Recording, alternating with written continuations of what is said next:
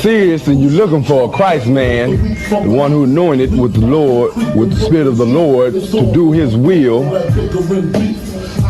I'm that nigga.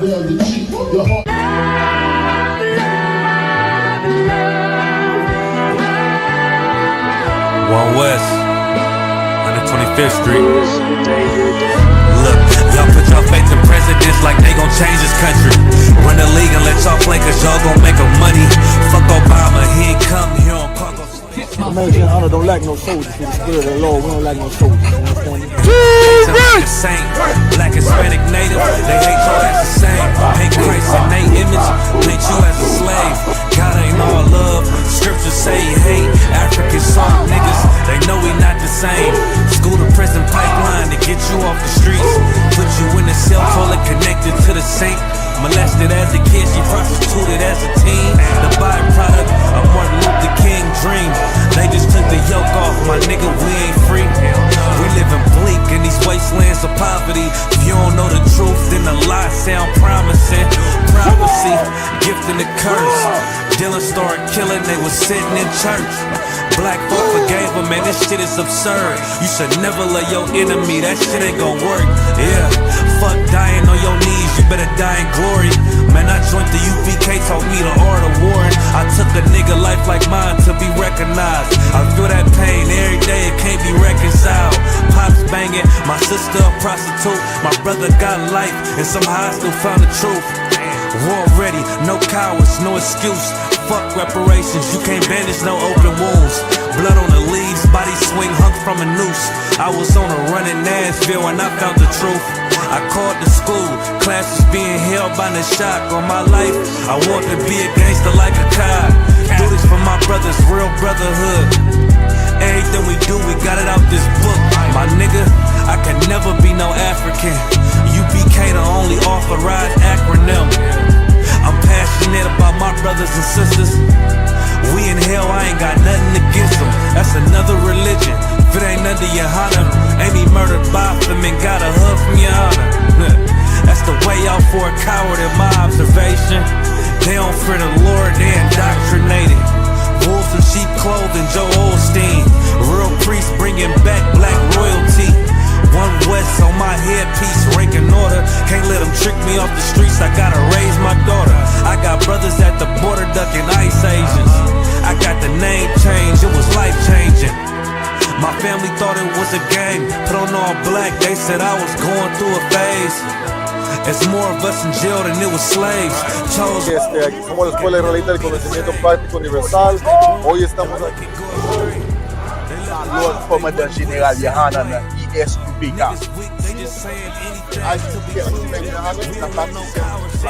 This is what Commander General Yahanna did. This is what he did. First camp, I cut off all my dreads. I took an oath when that oil hit my head. Niggas capping like they lids. I'm a priest, I never stick no fork in no pig. I was dead till I found out how to live. This brotherhood taught me how to be a man. I came back to my roots, I had to dig. A couple gaps I had to bridge. I got a rib, I'm married to this work. You wanna serve the Lord, he ain't in the Christian church.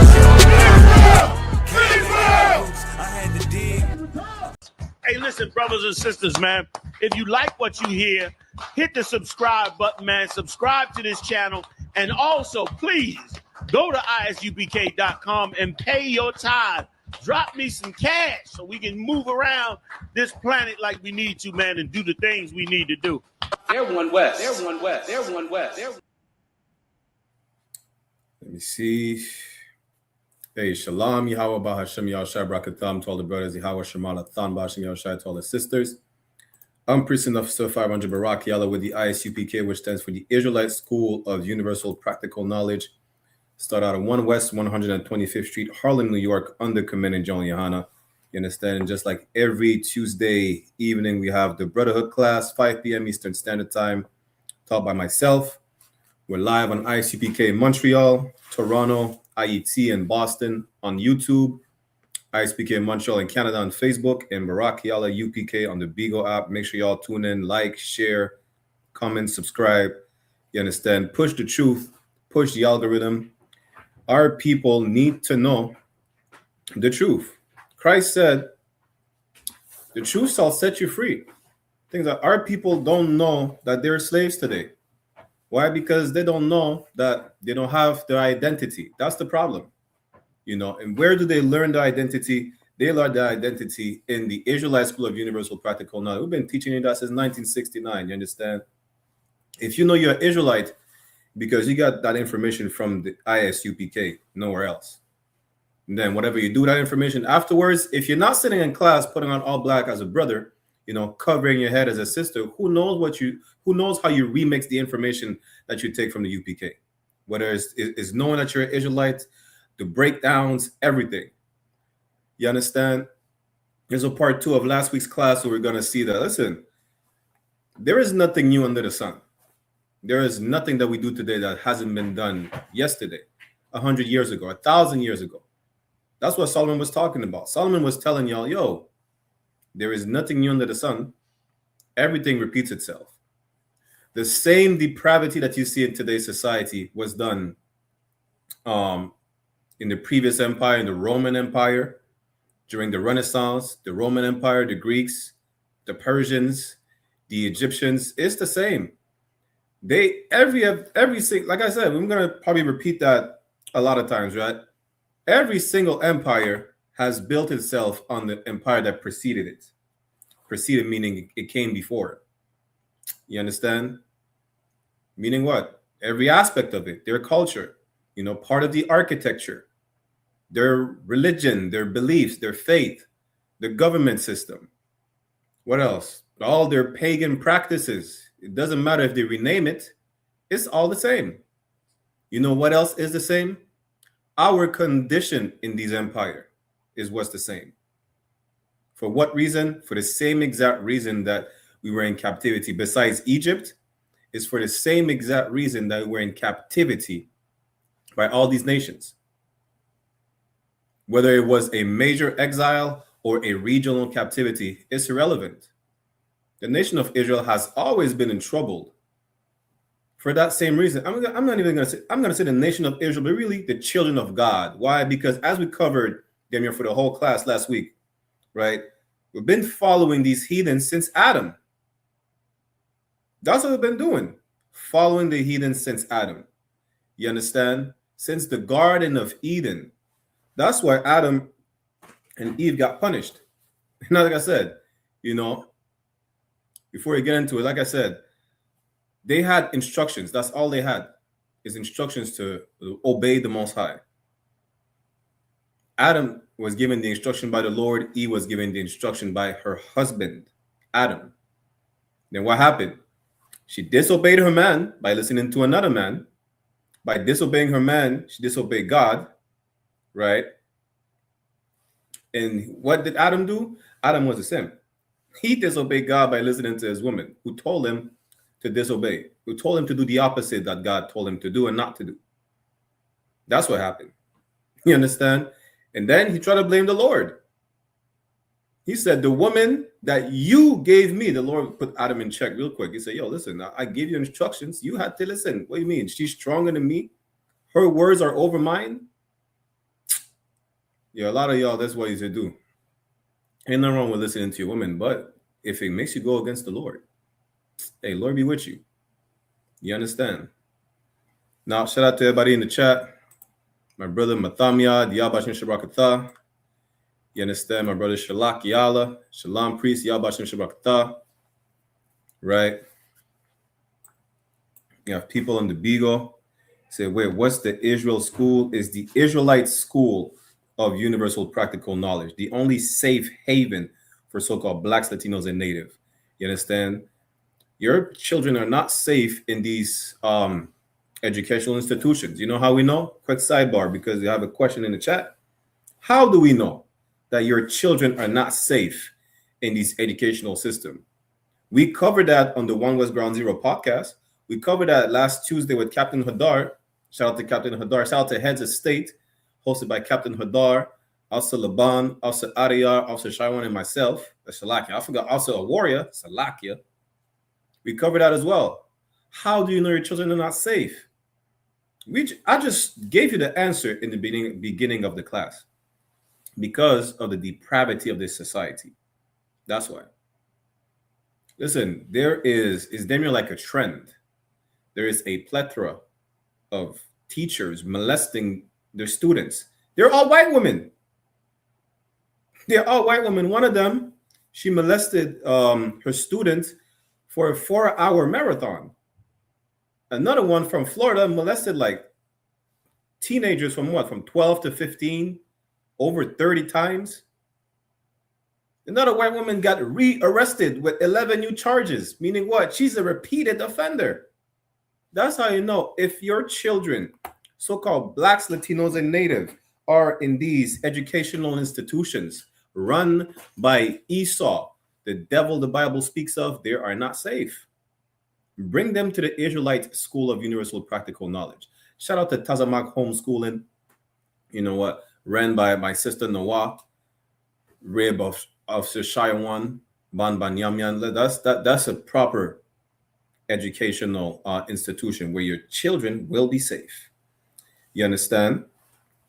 Now let's get with the topic of the class, unless we have another question. It says, so all modern culture is just copied from old empires? Absolutely. Absolutely. Lemendez, absolutely. And he said, did you just say all the abusers are white women? I said there is a trend recently that kids being abused at a school are abused by white women. Y'all can look this up. Should I pull up the article? Listen, there's 10,000 articles about these white women molesting the students. You would believe it's white men. No, it's all white women. I forgot the one in Louisiana. The one in Louisiana, damn, I don't even want to mention it. The one in Louisiana, she laced cupcakes with her ex-husband's sperm and gave it to students. That's a white woman. Your children are not safe around white people. Salak, your children are not safe around these oppressors. But let's get to the topic of the class. We have Young Marvin tuning in. Yabash Nishabrakatha. Dua for tuning in. And Matamia said, the white tea man is the original serial unaliver. Absolutely. Absolutely. You know, we might have, and we're going to go back to doing our history classes and show how these people, one of them is, I think his name is Robert Picton. He's known as the pig killer because he preyed on Native women on the west coast of Canada and Vancouver specifically, right? And he fed the body to the pigs. That's why his name is the pig killer. You understand? But let's get back to the topic of the class. Of course, if anyone has any question, comments, y'all put it in the chat, whether it's on YouTube, Facebook, or Beagle, right? But again, shout out to Magawar, Yabash Shabakatha Priest. Again, right? This is the thing. History repeats itself. And it's time to break the cycle. Because what we have to understand, what is a cycle in order to be able to break it? Because people use terms loosely these days. In coming into the Israelite School of Universal Practical Knowledge, there's a thing that you understand, you know, or your not that you practice, you develop, is looking up terms, looking up definitions, etymology to understand context. Because if we say break the cycle, what is that? What does breaking the cycle mean? What is a cycle in the first place? You understand? Salaki, let's pull up the definition of a cycle real quick.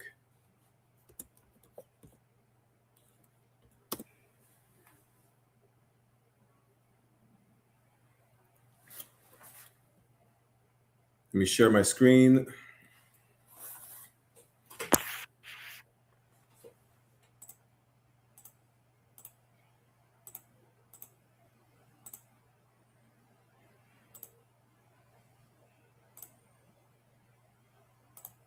There you go.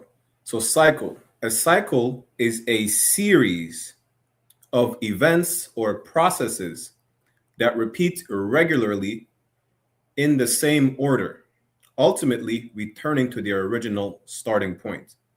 The term originates from the Greek word kuklos, meaning circle or wheel. That's why it's called a cycle, because everything circles back around. You understand? The cycle of life, right? Because reincarnation is real. You're born, you live your life, you pass away, and then you come back. That's what the Bible says. Listen, when you plant a seed, it grows into whatever plant, vegetable, fruit, and then it grows itself back, right? Lemendez, I'm gonna get to your question in a second. You understand? So like they said, what's the definition of cycle you're talking about? The one I'm bringing out, that's the definition of cycle. Thing is that we have to break this generational curse, this vicious cycle that we're in, by not repeating this series of events that we've been repeating. That's how. How do we break the cycle? We do something different. We don't repeat the same mistakes of the past. What are these mistakes of the past? We're going to get into it. Like I said, it's the same topic as last week. We've been following the heathens since Adam. And Adam followed the heathens and disobeyed. We showed you where the beasts of the field were in other nations. The culture that he adopted from the trees. The trees are also other nations. And I'm going to show you that real quick. You understand? I'm going to show you that real quick. And then we're going to see multiple instances where the only time where we broke that cycle, where we were going back to captivity, is when we stopped sinning and stopped following the Lord again. Now, there's a sodomite in the chat. Hoodoo Voodoo said, you're too old to have beads in your braids, bro. See, that's how I know you're a homosexual. Why do you worry about a man's appearance? Listen, that's how I know you are a sodomite. You know what you should do? You should look. You should message an Instagram baddie. That's what you should do. You should tell her about her appearance. Matter of fact, message an Instagram baddie and tell her about her appearance. If you find her pretty, tell her that she'll be pretty with clothes on. Tell her that. Don't worry about how a man look. See, that's a problem. When you follow heathens and you adopt customs such as hoodoo or voodoo that we adopted from the Africans, you become a homosexual. That's what happens. That comes with following the culture of the heathens, being a homosexual like this cat right here. Now we're going to ignore him for a minute, and then we'll probably address him if he's worth it. That's crazy. Now let's go into bringing that precept real quick. Ezekiel chapter 31, right? Again, any questions, comments, put it in the chat. Then we're going to pick back up from Ezekiel 31 because last week we showed you where the beast, such as a serpent, is other nation, people. If you only need that precept again, just ask for it. We'll bring it out, right?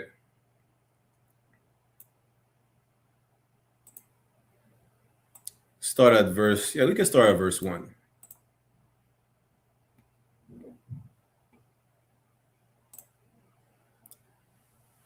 This is the book of Ezekiel, chapter 31, verse 1.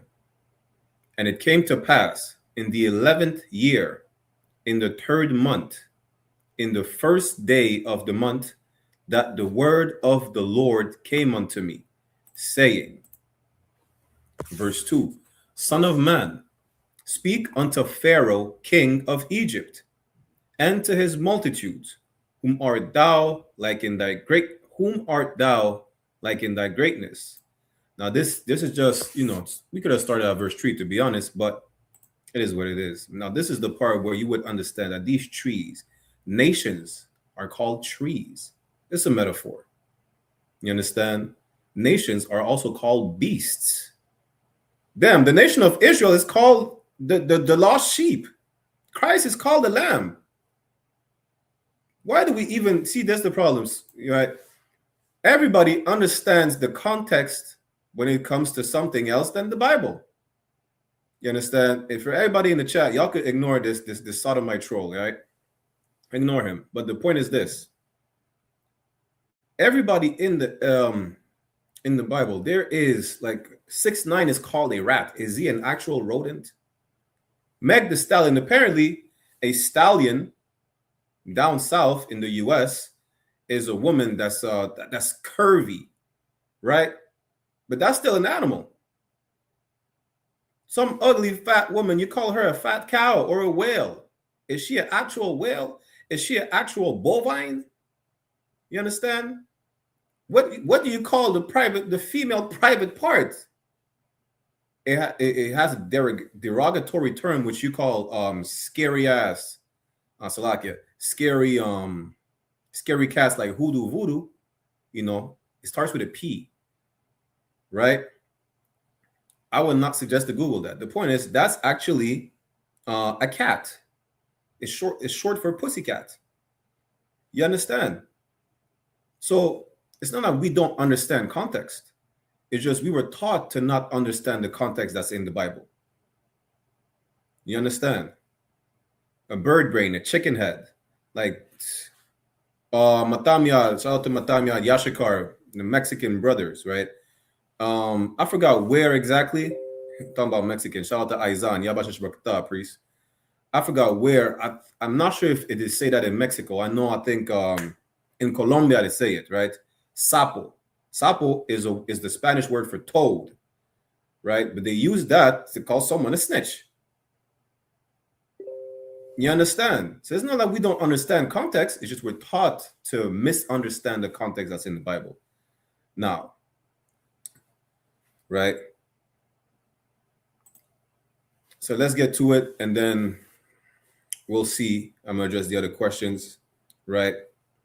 Again, Ezekiel chapter 31, verse 3. Behold, the Assyrian is someone of Assyria. Someone.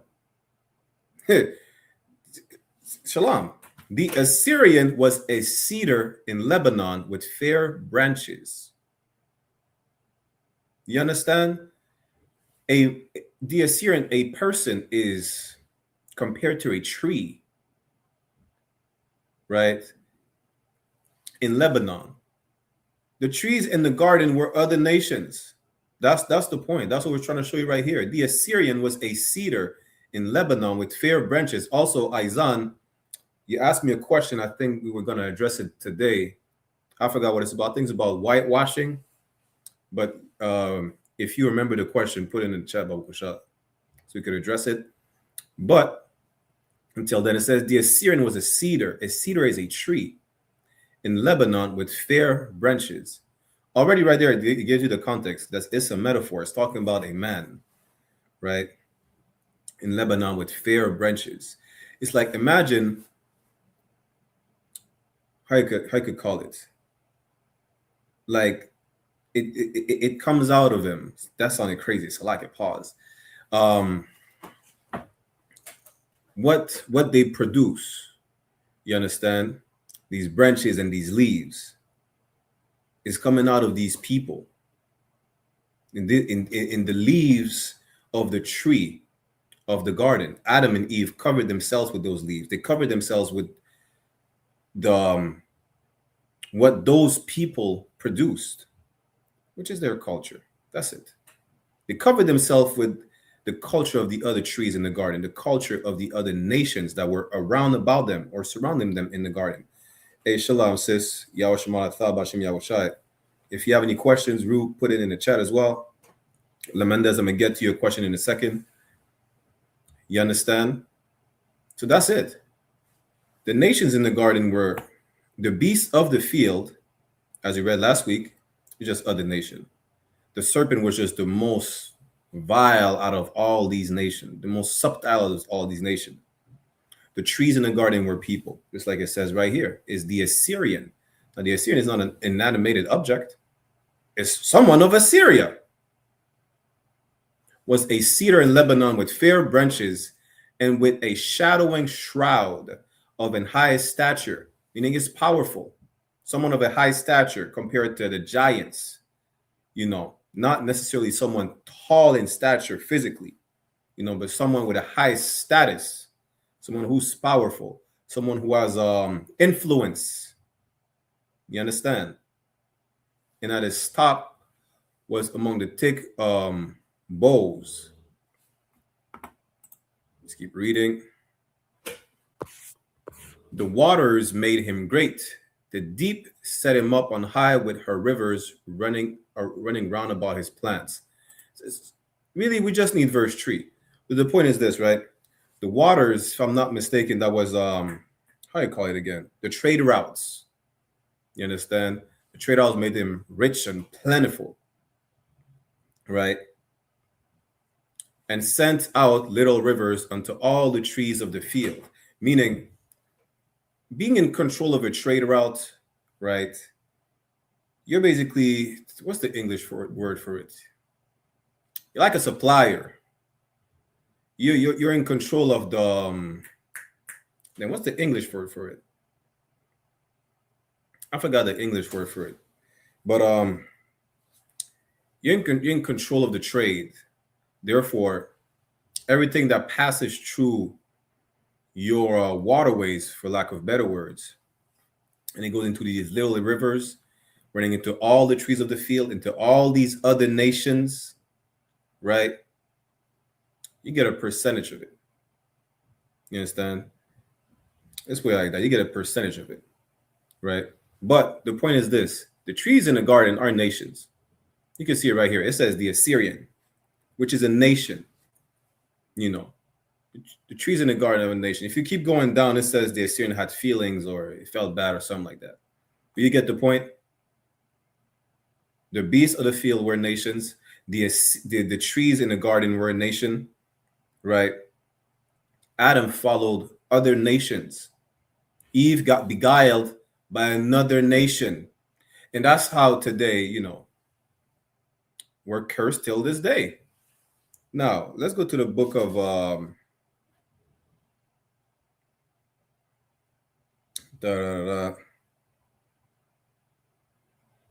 you go to the book of Judges, chapter 10, just to show you, right? Like this thing has been going on ever since we came out of Egypt. We came out, matter of fact, let's go to Judges, so we go to Exodus. Let's go to Exodus chapter 32, right? Exodus 32 and First Maccabees. Because ever since we came out of Egypt, it's just like today, right? That's why it's so important to be in these classes, because what we're doing, we're reprogramming ourselves to reject everything from the society. You see how you have to shed yourself of the world? Revelation says, get out of her, my people. It's spiritual, because spiritually we can't build the kingdom with any remnant of the culture that we adopted from these heathens. Coming out of Egypt, people complained. And I forgot where, I think it's in Isaiah somewhere. They would complain about, yo, we're in the wilderness eating fried flat bread. There's no spice. In Egypt, we had salt fish and things like that. No, they say in Egypt, we had garlic. We had garlic bread. I'm just paraphrasing, right? In Egypt, you have good food. Coming out of Egypt, you're in the wilderness. All you're eating is flat bread, unleavened bread, water, flour, probably some salt. Who knows? And that's it. Nothing else. You're not eating any prestigious meal that you find in Egypt. Like, imagine coming out of captivity today. You know, we're in the wilderness. All we have is flat bread and probably some honey. You know, you're eating that for 40 years as opposed to eating some McDonald's burger, as opposed to eating some stuffed crusted salmon, spinach. What else? What's a good plate that y'all like to eat? Expensive or not, you just like the taste. Some gold dusted ice cream. You don't get that in the wilderness. You understand? You don't get that in the wilderness. That's why they started complaining. And guess what? When they started complaining, coming out of Egypt, people were like, yo, listen, we don't want to, we just want to go back to something comfortable. You understand? Moses went up there. Let me share my screen. Exodus 32 and 1. Moses went up there on the mount to get the tablets, right? You know what happened? The people started complaining, like, yo, Moses. He told Aaron, yo, Moses is gone. They said there's an invisible God that freed us from Egypt. Moses is gone. You have to build us a God that we can worship. You told us You know, you worship our God coming out of captivity, but we're not worshiping the invisible. Yo, you know what happened? The people coming out of Egypt, they still were hanging on to some of the customs of Egypt, which is the reason why Moses brought a bill of divorce, which was never supposed to be so. You understand? So Exodus chapter 32 verse 1, it says, and when the people saw that Moses delayed to come down out of the mount, Salakia, the people gathered themselves together unto Aaron and said unto him, up, make us gods. You see this? They say, yo, Moses is taking too long. This nigga probably dead. This nigga, we don't know where Moses is at. He said he went to convey with God or whatnot. Whatever he said, we don't know where he's at. He probably disappeared. He fell in a crevice. I don't know. But guess what? We need a God to worship. You understand? They told Aaron, yo, make us a God. Make us something we could bow down to. We could circle around 7 times and kiss. That's what he said. You get my point, right? They said to Aaron, yo, make us a God. Talking about we got out of Egypt. We can't even thank him or show him reverence. We never seen him. Which shall go before us, for as for this Moses, the man that brought us up out of the land of Egypt, we what not what is become of him. They don't know what happened to Moses. That's what it's saying. They say, yo, we're gonna have a God that's gonna go before us. He's gonna guide us. Because if you have someone before you, they're in front, they're guiding you, they're leading you. They say, yeah, we need someone to lead us, because Moses, you know, not only that, mind you, how they given reverence to Moses, because they're like, yeah, it's whatever God Moses said delivered us of Egypt, we ain't seen him. As far as we know, it's Moses somehow, you know, we just marched out of Egypt. Now we have no guidance. We don't know where Moses is at. We need someone to guide us. You understand? Verse 2, and Aaron said unto them, break off the golden earrings, which are in the ears of your wives, of your sons, and of your daughters, and bring them unto me. Aaron said, yeah, no sweat. What we're going to do, we're going to take that jewelry, we're going to melt it. I'm going to make you a god. I'm going to make you a statue. You understand? Didn't the Lord say not to do this thing? You know, the Lord said not to do that, like, what is it? In Exodus 20, that's even before the golden calf. Like, they did the same thing the Lord told them not to do. They did the same. So, like, I mean, they did the same thing Adam did in the garden. They disobeyed, and that's why we've been in captivity ever since. Because we keep disobeying. Like, this is not something new that they were doing, right? Even though his behavior they learned from the Egyptian, we're going to show you that the God they made, that golden calf, listen, they were worshiping that calf in Egypt. It's not just a coincidence they made a golden calf. You know, it's not out of the wilderness, we're just gonna make a calf. Why not a bird or a rock? Right? Coming out of Egypt, they just made themselves a copy of an Egyptian god. I forgot the name. You understand? Now, let's go to Exodus 20 real quick. I know also we're going to go to 1 Maccabees, which we will, but watch this. Exodus chapter 20, verse 1. And God spake all these words, saying. So the Lord is giving them the word. He's telling them, yo, here's the thing, right? I am the Lord thy God.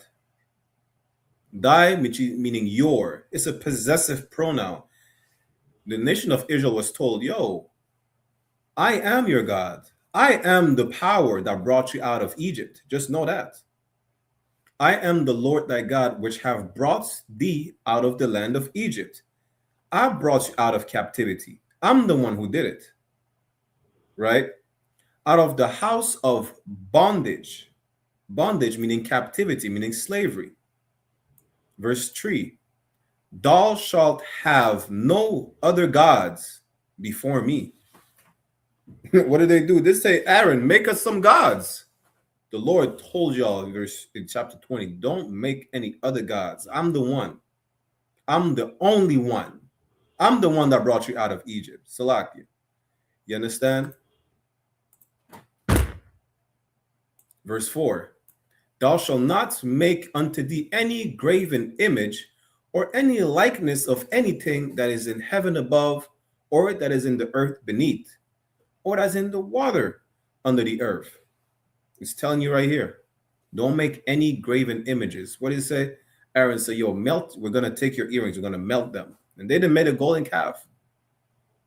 They made a graven image. Let me see if I can show y'all what's the god of Egypt. Yeah, there you go.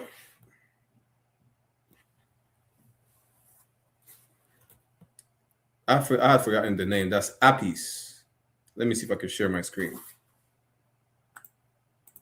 That's the god they made. That's the god they replicated. You think just someone out of the blue said, just make a golden calf?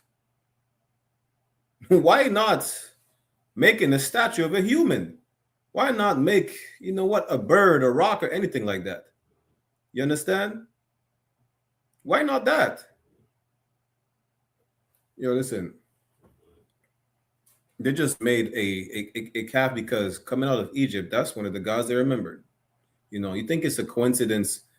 The tribe of Issachar worshiped the Cholo dog. You know, the Cholo dog, it was like Anubis to them. I think it's on the same level as Anubis. Y'all know that? Nothing is new under the sun. I'm going to get to y'all question in a second.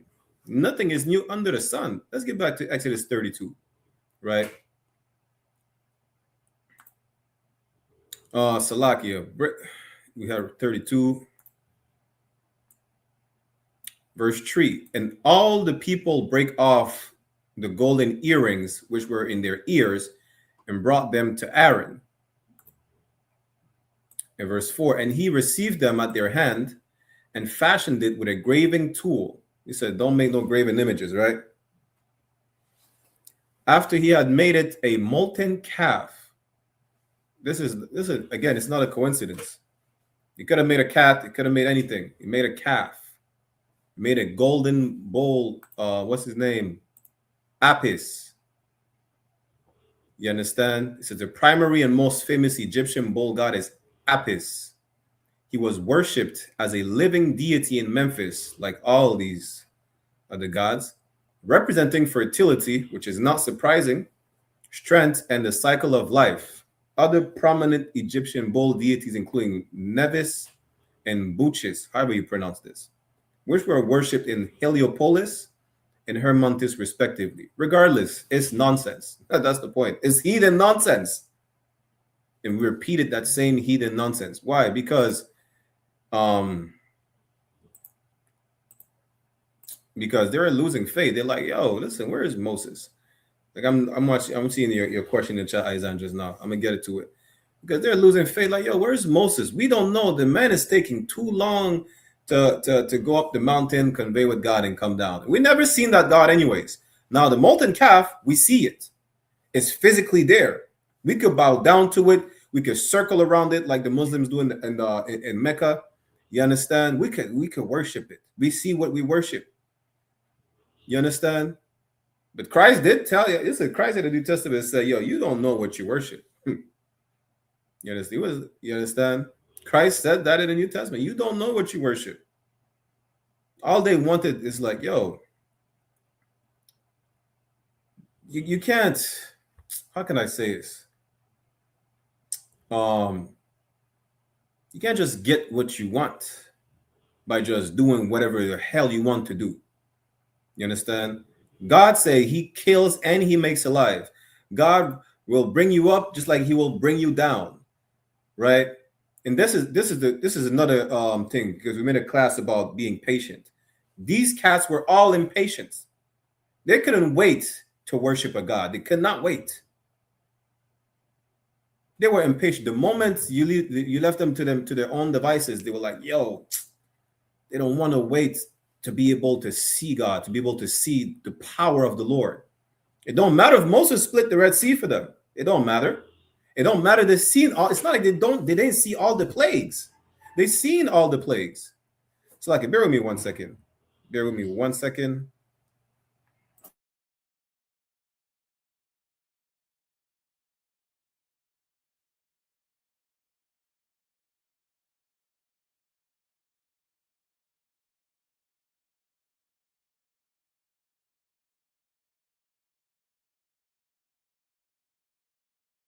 Salakia.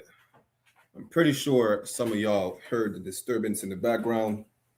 That's the German Anubis. I don't even want to call it that. Ruby is snoring loud as hell. Salakia. The point is this, right? Damn, I lost my train of thought. Yeah, patience. The point is like, yo, they didn't want to be patient.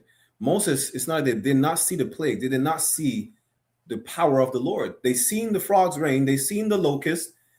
You know, it's not like they did not believe. You know how I know they had to follow instructions on how to put the blood of the lamb on the post of the door, so that the angel of death unalive all the firstborn of the Egyptians. It's not like they did not witness it. You understand? But it's like, yo, the moment they had to be told to wait, like some badass kids, y'all told to wait in order to do something. You are told to wait, and these kids get impatient. It's like, yo, I don't want to wait, you know, and then you hurt yourself. It's like, wait till you cross the goddamn street for the green light. I don't want to wait. You're crossing the red light, and then you get hit by a car. Lord allow you don't die, and even then, it's like, damn, you get hurt a different type of way. You understand? You're going to have to do another class on patience, I guess. But the point is this. They were impatient, you know.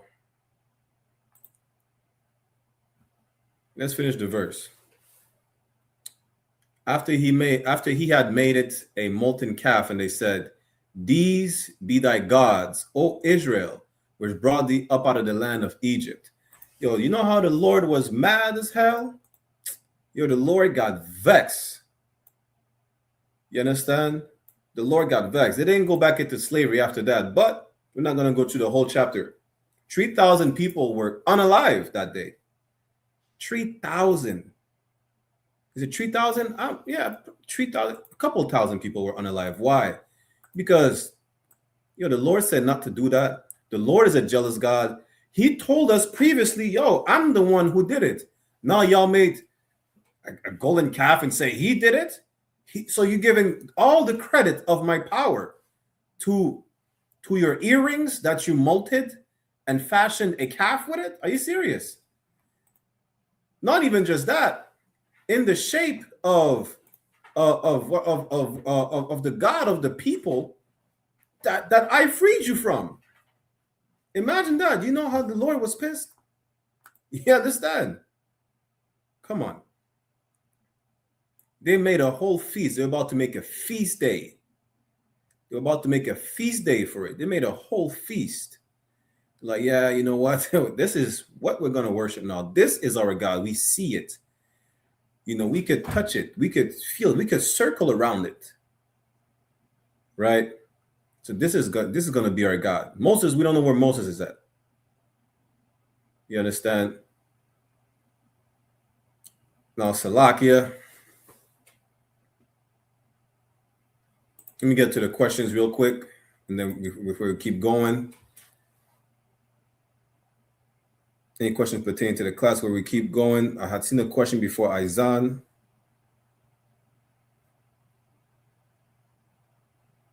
The Mendes, why did they copy Egyptian gods specifically? Because it came out of Egypt. That's the influence they had coming out of Egypt, is the Egyptian god.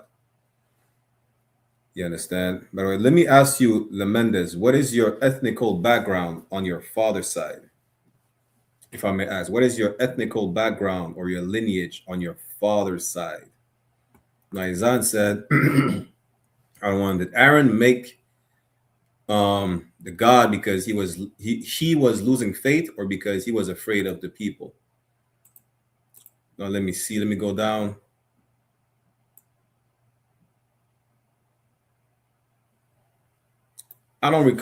It doesn't say that. You know what? That's a question to ask for the scripture breakdown, because it doesn't say that he was afraid. So I don't want to speculate that he was afraid.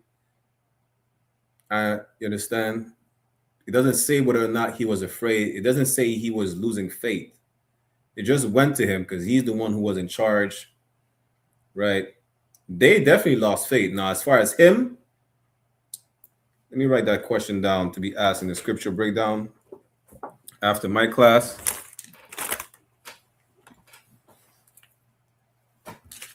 Bear with me 1 second. That's a good question, though.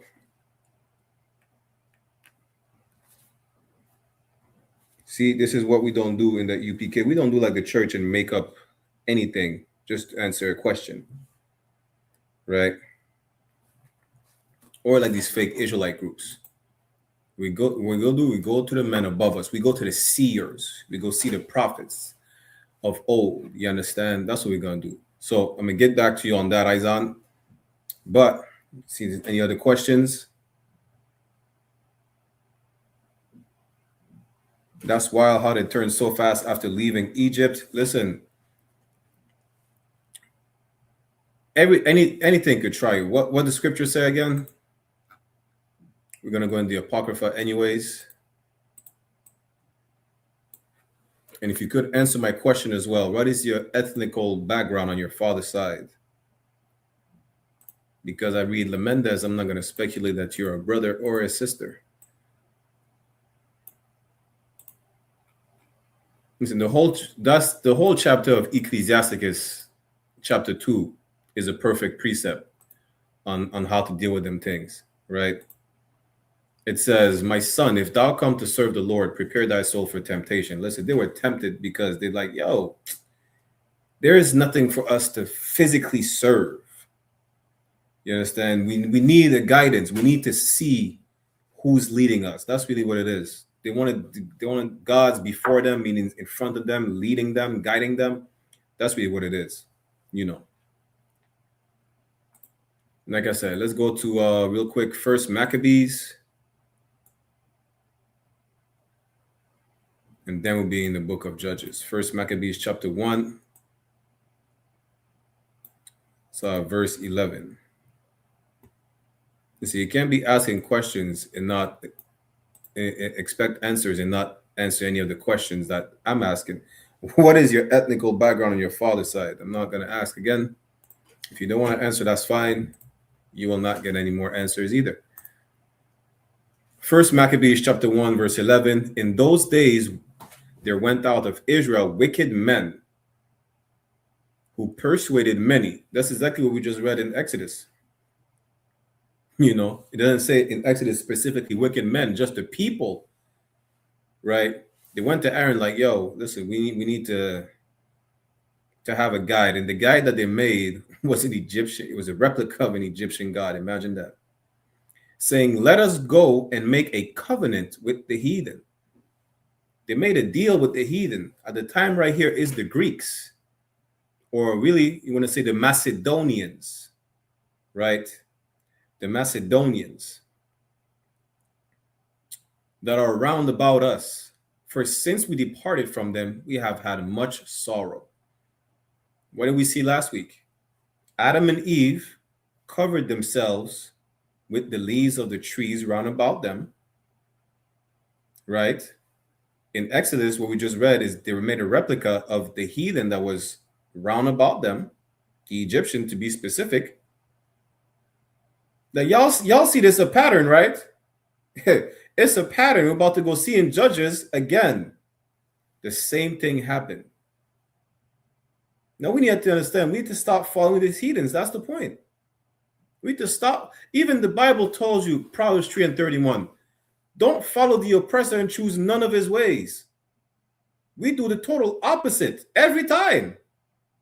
And then we ask ourselves, why are we in captivity? Why are we so distraught? Why are we so destroyed?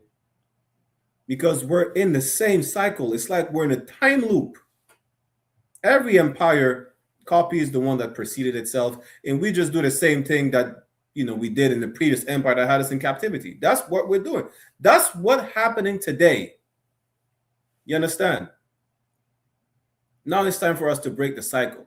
It's time for us to stop. You see, ants, let me see. Ants going in a circle are doomed to die or something like that. They're not feeding or anything like that. Let me see. I don't even want ants in a circle. Sheep in a circle, because sheep do that too.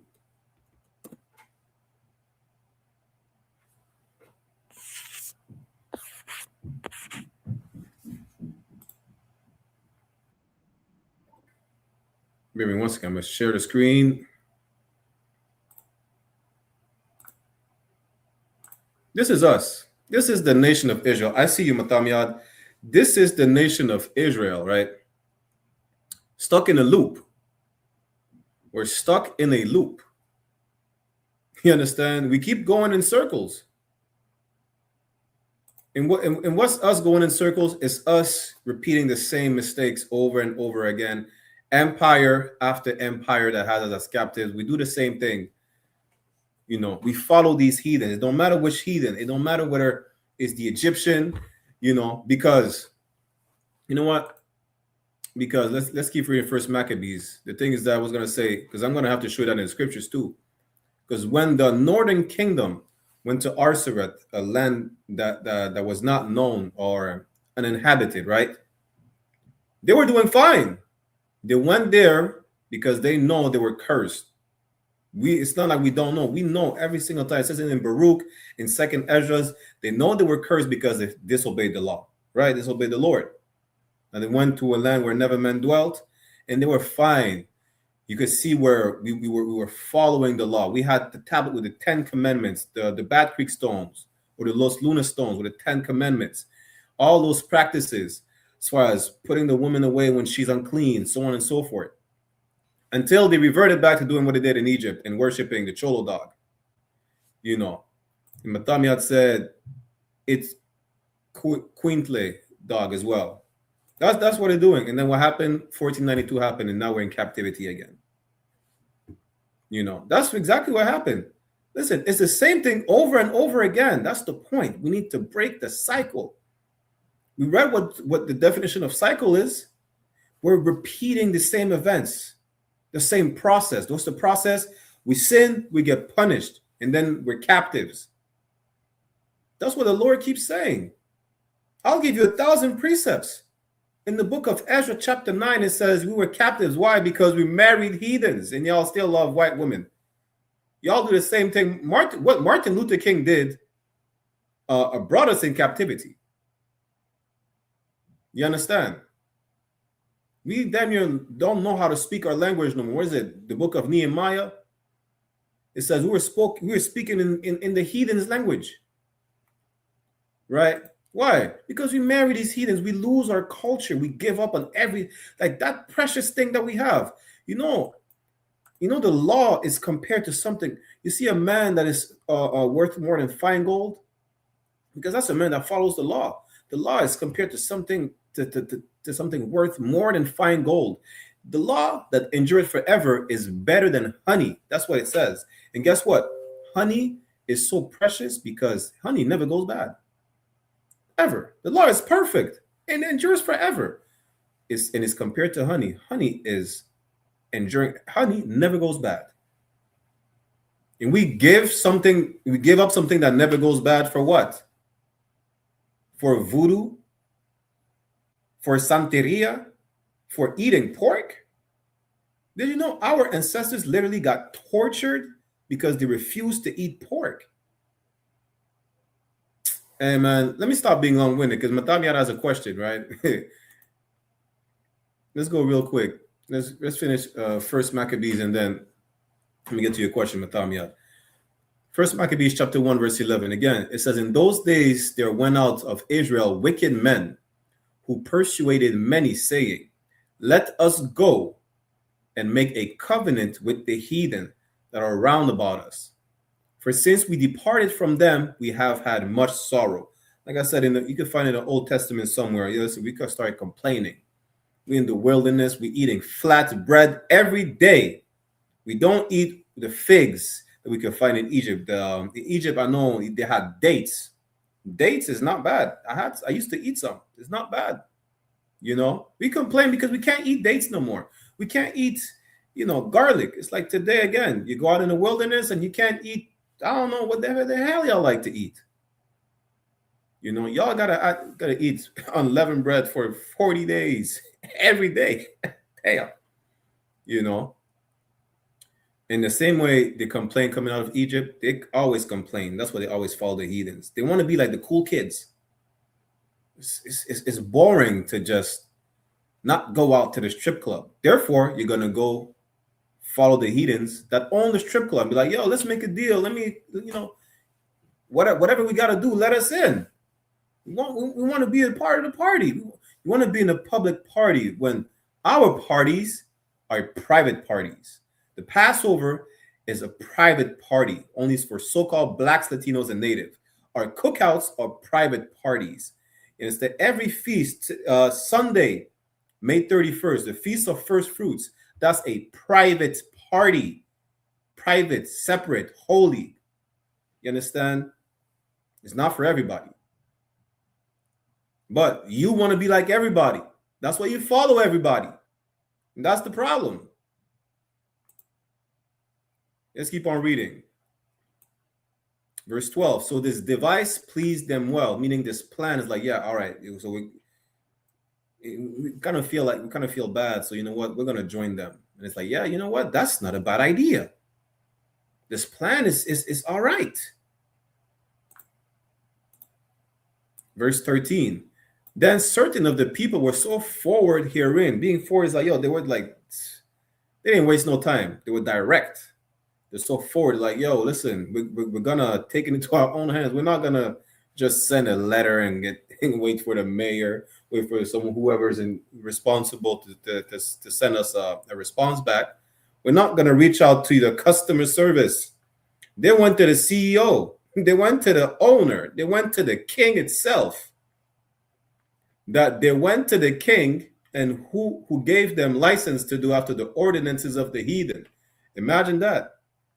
They said the hell with going to see any guards, anyone with a lower rank or whatnot in the heathens society.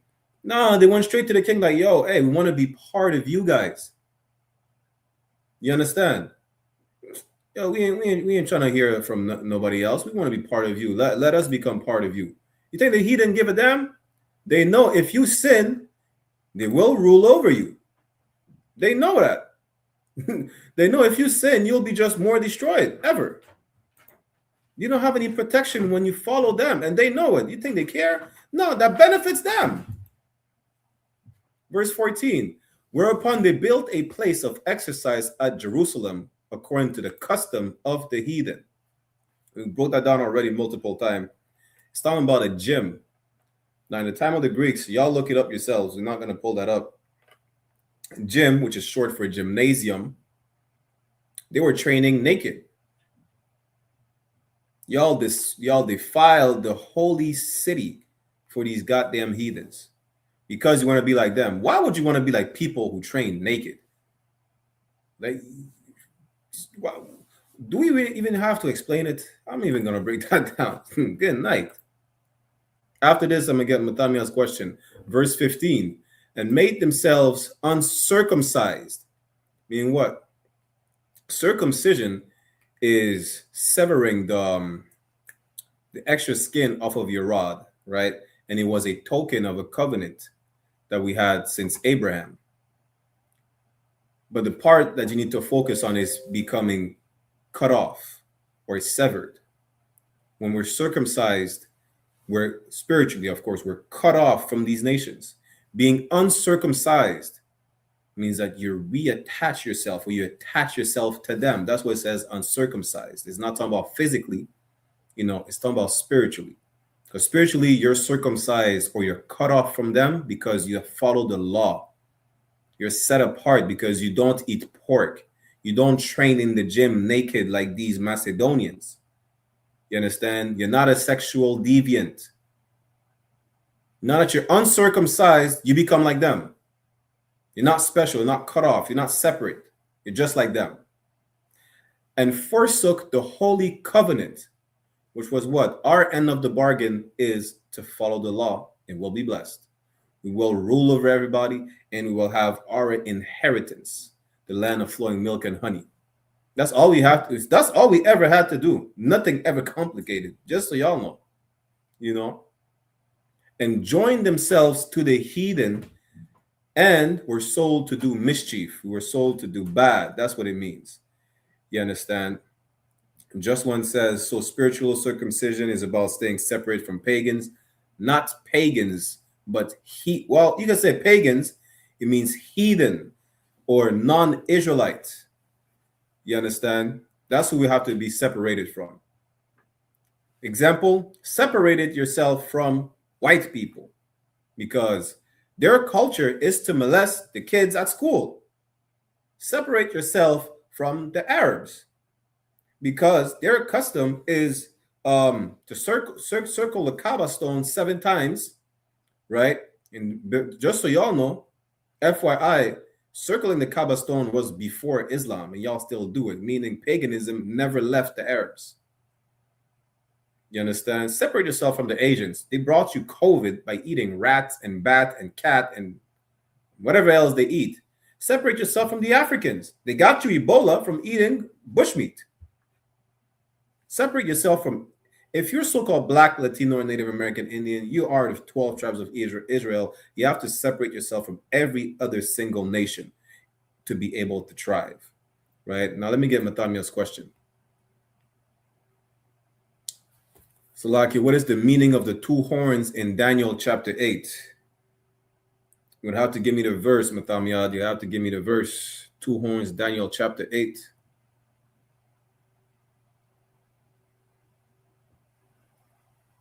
If you could get me the verse, Baba Kusha.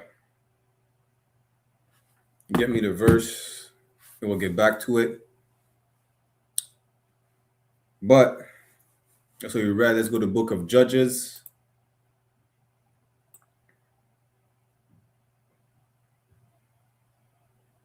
When I said book of Judges, chapter 10. Listen, again, we need to break the cycle. The only way we're able to break the cycle is when you come back to the law, statutes, and commandments. That's our only way. Because every single time, which I'm going to show you right there, where I said Maccabees, since the Garden of Eden, in the wilderness, SHALAM says, Yahweh Shema Atha B'Shem Yahweh Shai. We always were in a bad state. Why? Because you follow the heathens. That's why. Like that's the only common denominator. I don't think people understand. The common denominator is sin, breaking the law, following these heathens. You know, Maccabees went to be like the Macedonians. Eve got beguiled saying, yo, you're going to be powerful, yeah? You're going to be like a god. And Adam is like, yo, listen, I'm listening to my wife. I'm not listening to God. Imagine that. We go to Judges chapter 10 and start at verse 6 for time's sake. Judges chapter 10, verse 6. And the children of Israel did evil again in the sight of the Lord. As a matter of fact, Salak, damn. I didn't mean to close the page. Let me get back to it.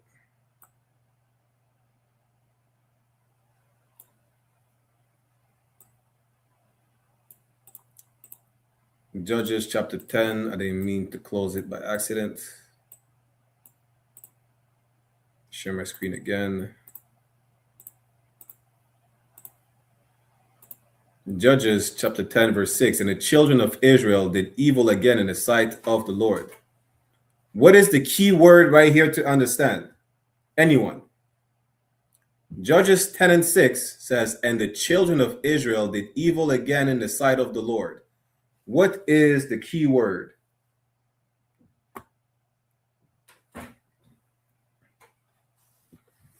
What is the key word?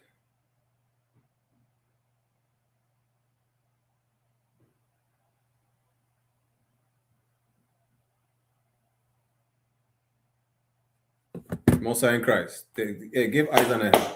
Listen, you see this? You can't make this up. Again, meaning it's not the first time it happens. Every time we do evil, we're about to see. Listen, the Lord told us, and I'm going to show you right here because I paraphrased that last time. The Lord, he's an amazing father. An amazing parent punishes their child, right? But guess what? I think it makes them feel good to punish their children. Like imagine, yo, as a kid, right? Growing up, sometimes you got a beating because you disobeyed, or you're being reprimanded because you disobeyed. You think it pleases your parent to see you cry because, I don't know, you didn't do the dishes, or you broke a window. You're just misbehaving. You're bad as hell. It pleases your parent to beat you with the belt. It pleases your parent to tell you, yo, you make your face all sad because no Xbox, no Game Boy. A lot of y'all don't even know what a Game Boy is. It's like it. No Nintendo 64 for what? Months on end. You have bad grades. I think it pleases your parents to discipline you. No, I'm going to see the Lord. It doesn't please him to do that, but he has to do it. I forgot to show y'all in Exodus 32, we were just there.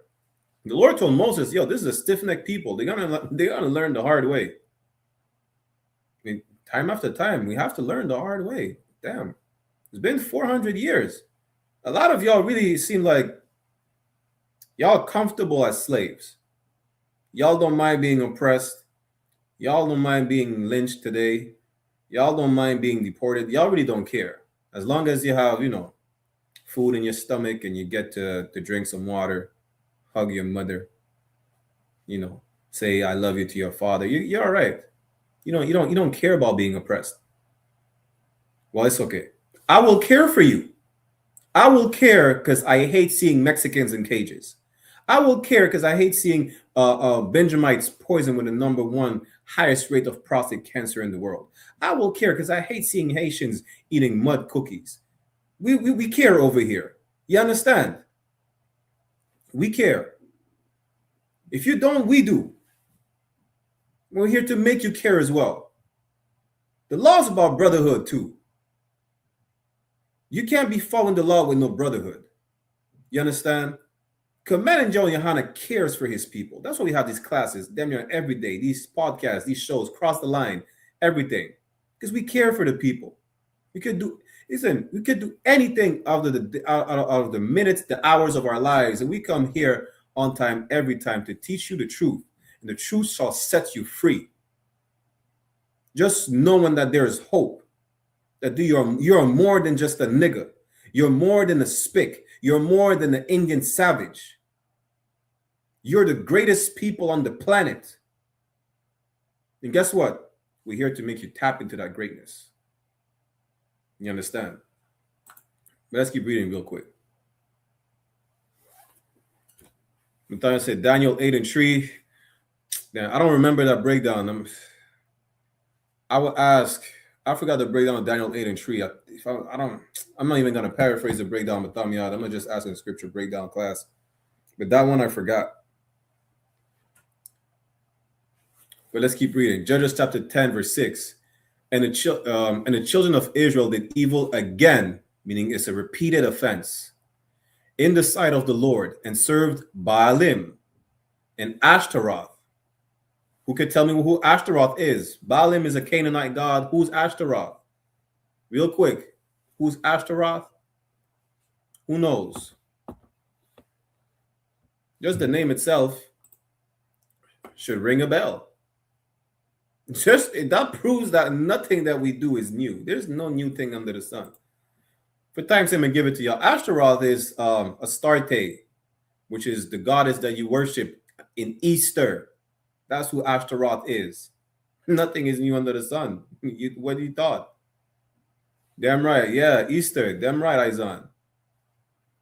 And the gods of Syria, and the gods of Zidon, and the gods of Moab, and the gods of the children of Ammon, and the gods of the Philistines, and forsook the Lord and served not him. What did you just read in Salakia? In First Maccabees, we made a covenant with the heathen. You understand? And we forsook our covenant, and we served their gods. We serve them. What did Adam do? Adam forgot about the Lord. He listened to his wife and she told him, yeah, don't listen to God. Listen to the white man. Imagine that. You know, our sisters do the same thing today.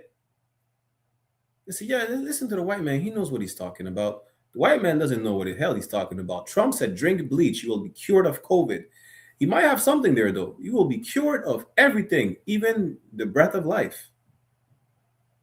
The breath of life will leave you if you drink bleach. Do not listen to Donald Trump. He told you he drinks Diet Coke to get rid of what? Cancer, some dumb stuff like that. White man is an idiot. It's like, oh, oppressor is stupid. You know, let's keep reading. Verse 7. And the anger of the Lord was hot against Israel. You understand? The anger of the Lord was hot. The Lord was vexed again, because you think it's the first time from the golden calf. I think one in Judges chapter 3. Where is it? Judges chapter 3 is again. We sinned and we were captive under the Moabites, the French Benjamite brother. What's his name again? That's it, a French Benjamite brother. It's a lot. Nah, I just meant the Benjamite brother. Damn. Don't clip that, fake Israelites. The Benjamite brother, what's his name? Ehud. He went to gut the fat Moabite. Then in the end of the chapter, Shamgar delivered us from the Philistines. Why did we have to be delivered? Because we kept sinning. We kept following the customs of the heathens. Therefore, the Lord put us back in captivity time after time. That's the whole cycle that we have to break. Stop following the heathens. Right? Let's keep reading. And he sold them into the hands of the Philistines and into the hands of the children of Ammon. Now, listen, didn't I just told you? I just paraphrased Judges chapter 3. We were already captive by the Philistines. Shamgar, shout out to Shamgar. Shamgar had to deliver us. Why? Because you wanted to be like the Philistines. You wanted to be like the Moabites. You wanted to be like the heathens that are round about us. Those trees that are round about us. And what happened? The Lord got vexed. It's like, yo, listen, you're going to have to learn the hard way. You want to be like them? No sweat. See how they treat you. Verse 8. In that year, they vexed and oppressed the children of Israel. All these nations we decided to follow, the Philistines, the Ammonites, so on and so forth. They oppressed us. 18 years, all the children of Israel that were on the other side, Jordan, in the land of the Amorites, which is in Gilead, right? Verse 9. Moreover, the children of Ammon passed over the Jordan to fight also against Judah and against Benjamin and against the house of Ephraim, so that Israel was sore distressed. I just paraphrased to you earlier. The book of Judah, chapter 5, verse 20 and 21 says, if we sin, there's one error in our nation, the heathens know they will take us over. They know they will beat us to death. They know. That's why in First Maccabees, you think they care that you go to them, whether or not with permission to sin? They don't give a damn. It benefits them. They know who you are. How do they know who you are? Coming out of Egypt, or in the book of Joshua, that woman, she asked for mercy. I forgot her name. She said, yo, listen, we heard what happened in Egypt. You know, I think it was the city of Jericho. I forgot. I think it's the city of Jericho. She said, yo, we know what happened in the land of Egypt. Now, I don't want to be in your way. I don't want to be like the people that I know what's going to happen in that city. If you could, spare me, my family, so on and so forth. She hid the two men, I think, on the rooftop while they were being chased. Right. And then she told him, yo, go by the mountain and whatnot. And when they came back to Joshua, they said, yo, that woman, she saved our lives. You know, and she said we made a deal with her. that we won't kill her and her family when we take over the city. I think it's the city of Jericho, right? They told her we put what you call it again? A thread, a scarlet thread, right? A scarlet thread out of your window, so we know that house is gonna be untouched. Joshua told, yeah, go get that woman and tell her to leave the city because we're about to lay that city to the ground. You know, he said, word, they said, word is bond. You understand? So the heathens, they know. They know the Lord is, they know the Lord don't play. They know. Everybody knows. The problem is that you forgot. How did you forget? Because you followed the heathen, therefore you forsook the Lord.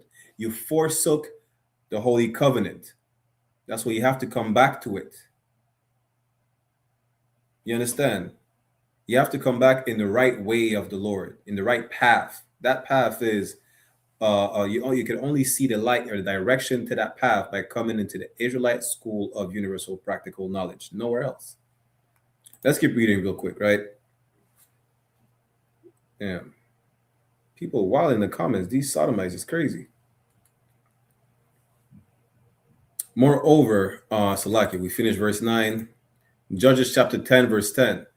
And the children of Israel cried unto the Lord, saying, we have sinned against thee. You know we do that all the time, right? We sin and we cry. Children do that all the time. Your parents told you to do what? Don't follow that crowd over there. They're a bad crowd. You do it. And what do you do then? You call your mom from the police precinct. They receive a collect call from you. They receive the collect call like, yo, I messed up again. I need bail money. That's what you do. I'm not trying to laugh or laughing at the condition of brothers and sisters that are incarcerated right now, but I'm just giving you an example, right? Because that's what the children of Israel did all the time. We sinned, we followed the heathens, we sinned, we went to captivity, and we cried to the Lord like, yo, can you come bail us out? It's not what we thought it was going to be. That public party is La'atawab. It's not fun. It's not fun over there. It's actually horrible. We're seeing what's going on. We're oppressed. We're distressed. It's horrible. You're doing it today. You know, how many of us are crying out to the Lord like, oh, why is this happening? Yo, God, could you please make sure, like, we tired of getting lynched. Yeah, but there's only one way to stop getting lynched. There's only one way to stop getting deported. There's only one way to get the land back.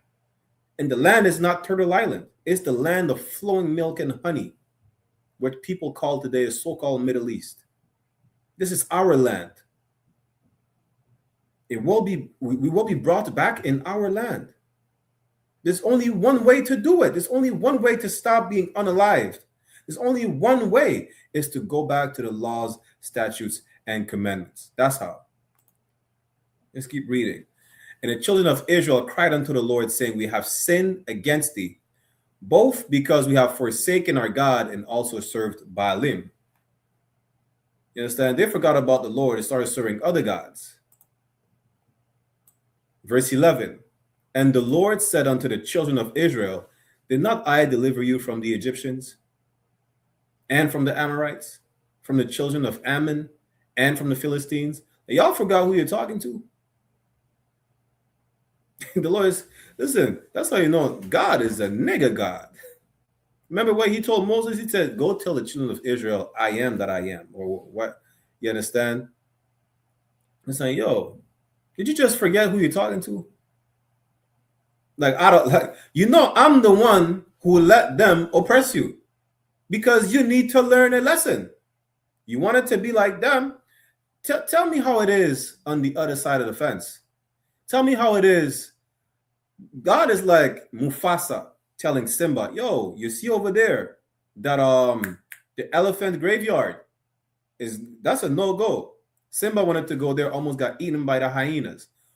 Now, guess what? We are literally being eaten, devoured by the beasts of the field. We read it last week. We're devoured by the beasts of the field. Now God said, yo, you think I don't know what's going on? Lord said unto the children of Israel, did not I deliver you from the Egyptians? Am I not the one who freed you from captivity already? Multiple times? Like, I don't know what's going on. Let's keep reading. Verse 12, the Zidonians also and the Amalekites, who are the so-called Jewish people today, the Amalekites, who are the Khazarian today, the fake Jews, the synagogue of Satan today, FYI, Salakia, and the Maonites did oppress you, and you cried to me, and I delivered you out of their hand. Why is the Lord saying this? Because it's not the first time that after sinning, we're being held captives, and we cried to him. Like, y'all, we all are repeated offenders. That's what it says. He freed us from all these nations, and time after time, we do it again. We do it again.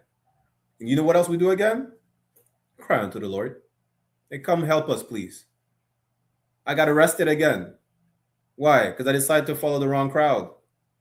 Well, you think I don't know? You think I'm not aware that you were arrested? You think I'm not aware of that? Of course I'm aware. I was there. I watched you get handcuffed, but I told you not to follow the wrong crowd. Now you wanted to go sell drugs, and now you're being arrested. You wanted to be like the Italian mafia, right? I told you don't follow after them. You wanted to be like the Italian mafia. Now you're in jail. You understand? You wanted to be like the white woman. Now you're a whole graveyard because she taught you how to abort your babies. You understand? That's what happened. I keep telling you to stop following the wrong crowd. You're doing it again. I know what's going on. I'm the one freeing you all the time. I'm bailing you out all the time, just so you know. As if I don't know what's going on. I'm tired of bailing you out. I'll do it regardless. You know why? Because I'm a good parent. The Lord will always do it. Listen, that's a cut too. Go to Jeremiah chapter 31, verse 31. Real quick, right? Izan, I see you. Bear me 1 second.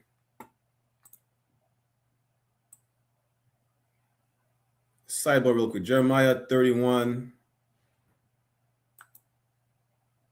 verse 31. Because y'all going to need that to show especially, anyone really, Christians, Muslims, show them this, right? Jeremiah 31 and 31 says, behold, the days come, Salakia. Behold, the days come, said the Lord, that I will make a new covenant, a new contract with the house of Israel and with the house of Judah. It's a new covenant. Verse 32, not according to the covenant that I made with their fathers in the day that I took them by the hand to bring them out of the land of Egypt. You see, like listen, a lot of things, see it as a parent or as a grown-up when you're taking you're being held by the hand, you're being guided. Like when a parent is holding his children by the hand, he's guiding them. He guided us out of the land of Egypt. You understand? Which my covenant they break, although I was an husband unto them, said the Lord. Why I say husband? Because Israel, because Salakia, because Israel is to the Lord like a wife, meaning what? We belong to him. Ecclesiasticus 36, I think 24. He that getteth the wife beginneth a possession. We belong to the Lord just like a woman belongs to her husband. That's a metaphor right here. Right? Verse 33 says, but this shall be the covenant that I will make with the house of Israel. After those days, said the Lord, I will put my law in their inward parts and write it in their hearts, and will be their God, and they shall be my people. The point is, the Lord never forgot about us permanently. That's the point, right? Let me give y'all another precept real quick for time's sake. The point of that new covenant is the Lord never had forsaken the nation of Israel forever. That's the point. You understand? Never. Christians will say that. Muslims will say that. In the Quran, it says, y'all were chosen, but no more. It says that in the Bible. It doesn't say that in the Bible. It says there's a new covenant. You understand? That we won't break. Hebrews 9:15. That's the next precept. And then I'm going to get to your question, Isaiah. And for this cause, he is the mediator of the New Testament. It's talking about Christ. That by means of death, crucifixion, for the redemption of the transgressions that were under the first testament. Who was the first testament? The Israelites, the 12 tribes. It's even reiterated in the New Testament. God never forgot about us. They which are called might receive the promise of eternal inheritance. You understand? The Lord never forgot about us. He knows what's going on. And listen, he keep bailing us out. And we still do the same thing. It's time for us to do the change. Now, Isaiah said, who are the Maonites today, sir? Give me 1 second. Let me grab the Maonites is some heathen. Let me see if I could find them in the Zondervan Bible Dictionary. Then we get back to the book of Judges. They said Maonites. A lot of the nations, you could find them, or tribes of these nations, you could find them in the Zondervan Bible Dictionary. I'm using the compact version.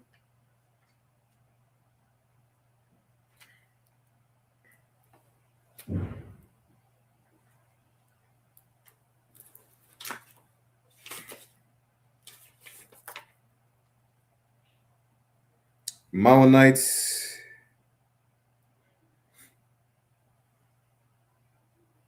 enemies of Israel, called Menuhim, probably from Arabian Peninsula.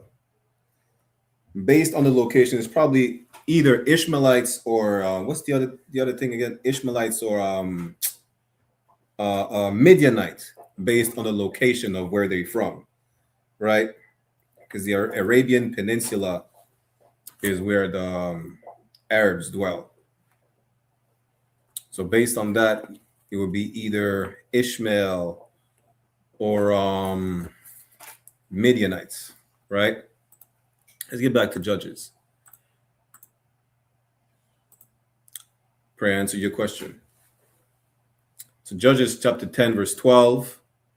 The Zidonians also and the Amalekites and the Maonites did oppress you, and ye cried to me, and I delivered you out of their hand. Again, the Lord knows what's up. The Lord keeps building us up. Let's see what he says. That's how you know this is a nigga God. Verse 13. Yet ye have forsaken me. Like, I keep bailing you out, and you still do the same thing. I bail you out, and you forget about me. You forget about what I tell you to not do, and you go right back to selling crack. You go right back to following white women. You follow white women, now you're a whore. You go right back to following these Asians. Listen, I seen a sister, she's in China, eating fried mouse. I said, damn, you didn't learn nothing from COVID? And now you're gonna be sick as hell and I don't know, die from a new disease. I keep telling y'all to stop following the white man and his sexual depravity. Now you're the number one people with AIDS. Come on. Why are you doing this to yourself? Like, you see where it says, the Lord is a buckler to those that believe in him. The Lord is a buckler. A buckler is a shield. You remove yourself from the protection that I'm here to give you. And then you're going to cry me talking about, yo, I lost an arm because I try to be like the East Indian, juggling with swords and everything. You know? What else? Listen, to my Mexican brothers, don't be doing the, what's it called again? Bullfighting. You know, like that was, that was introduced from Spain. What's it called? When you fight a bull. Give me right.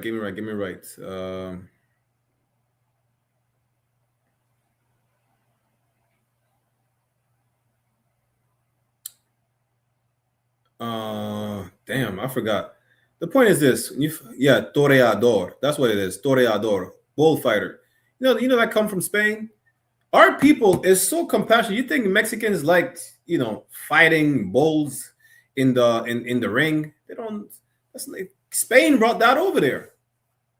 Stop doing this.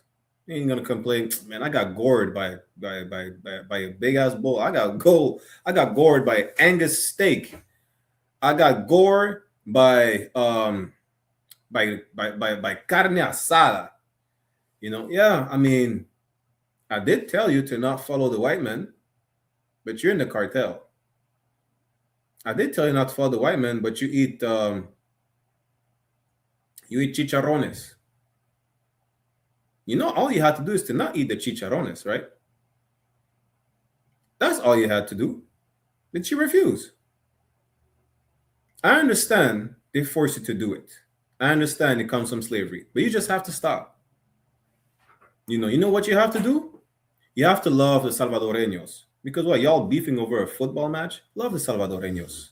Salvadoreños también. You know why you're so oppressed?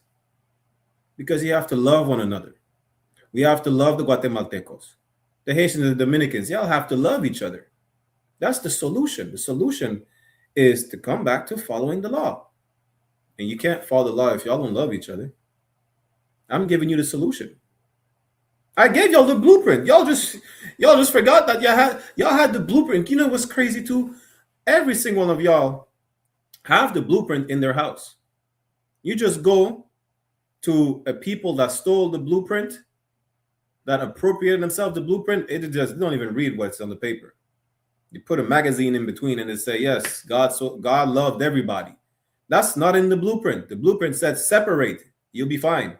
Segregate. The moment you join everybody, that's the reason why you're enslaved right now. That's what the Lord is telling you. He said, you forgot about what I told you. Verse 13, yet ye have forsaken me and serve other gods. We just read it in Deuteronomy 32. The moment Moses was in the mountains too long, y'all started making a replica of the Egyptian god. Y'all forgot about the Lord. Y'all just seen the Red Sea split in half. Y'all forgot the first born of the Egyptians died. What, y'all forgot about that?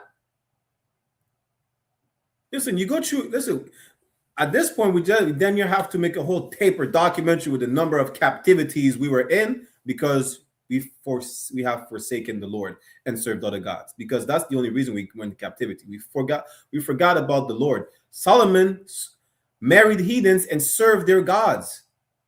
The kingdom got split in half for that specific. The reason why there's a northern and southern kingdom is because we decided to break the law, specifically Solomon, and serve other gods.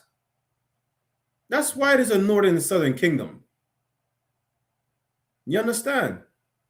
That one stick got broken in half because Solomon married a white woman, married an African woman, married some Moabites, some Ammonites, and served their gods. That's it.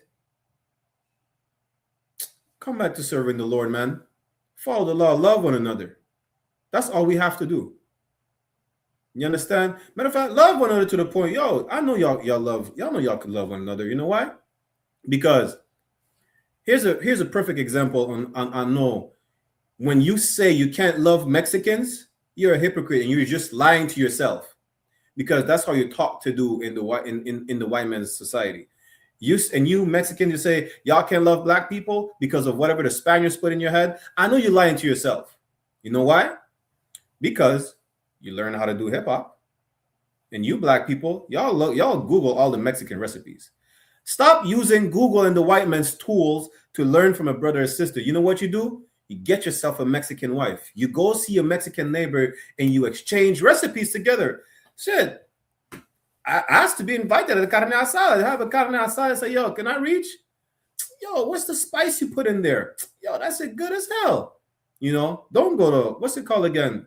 The Tex-Mex restaurant by white people. Taco Bell. Don't go to Taco Bell. Go to an actual Mexican-owned taqueria.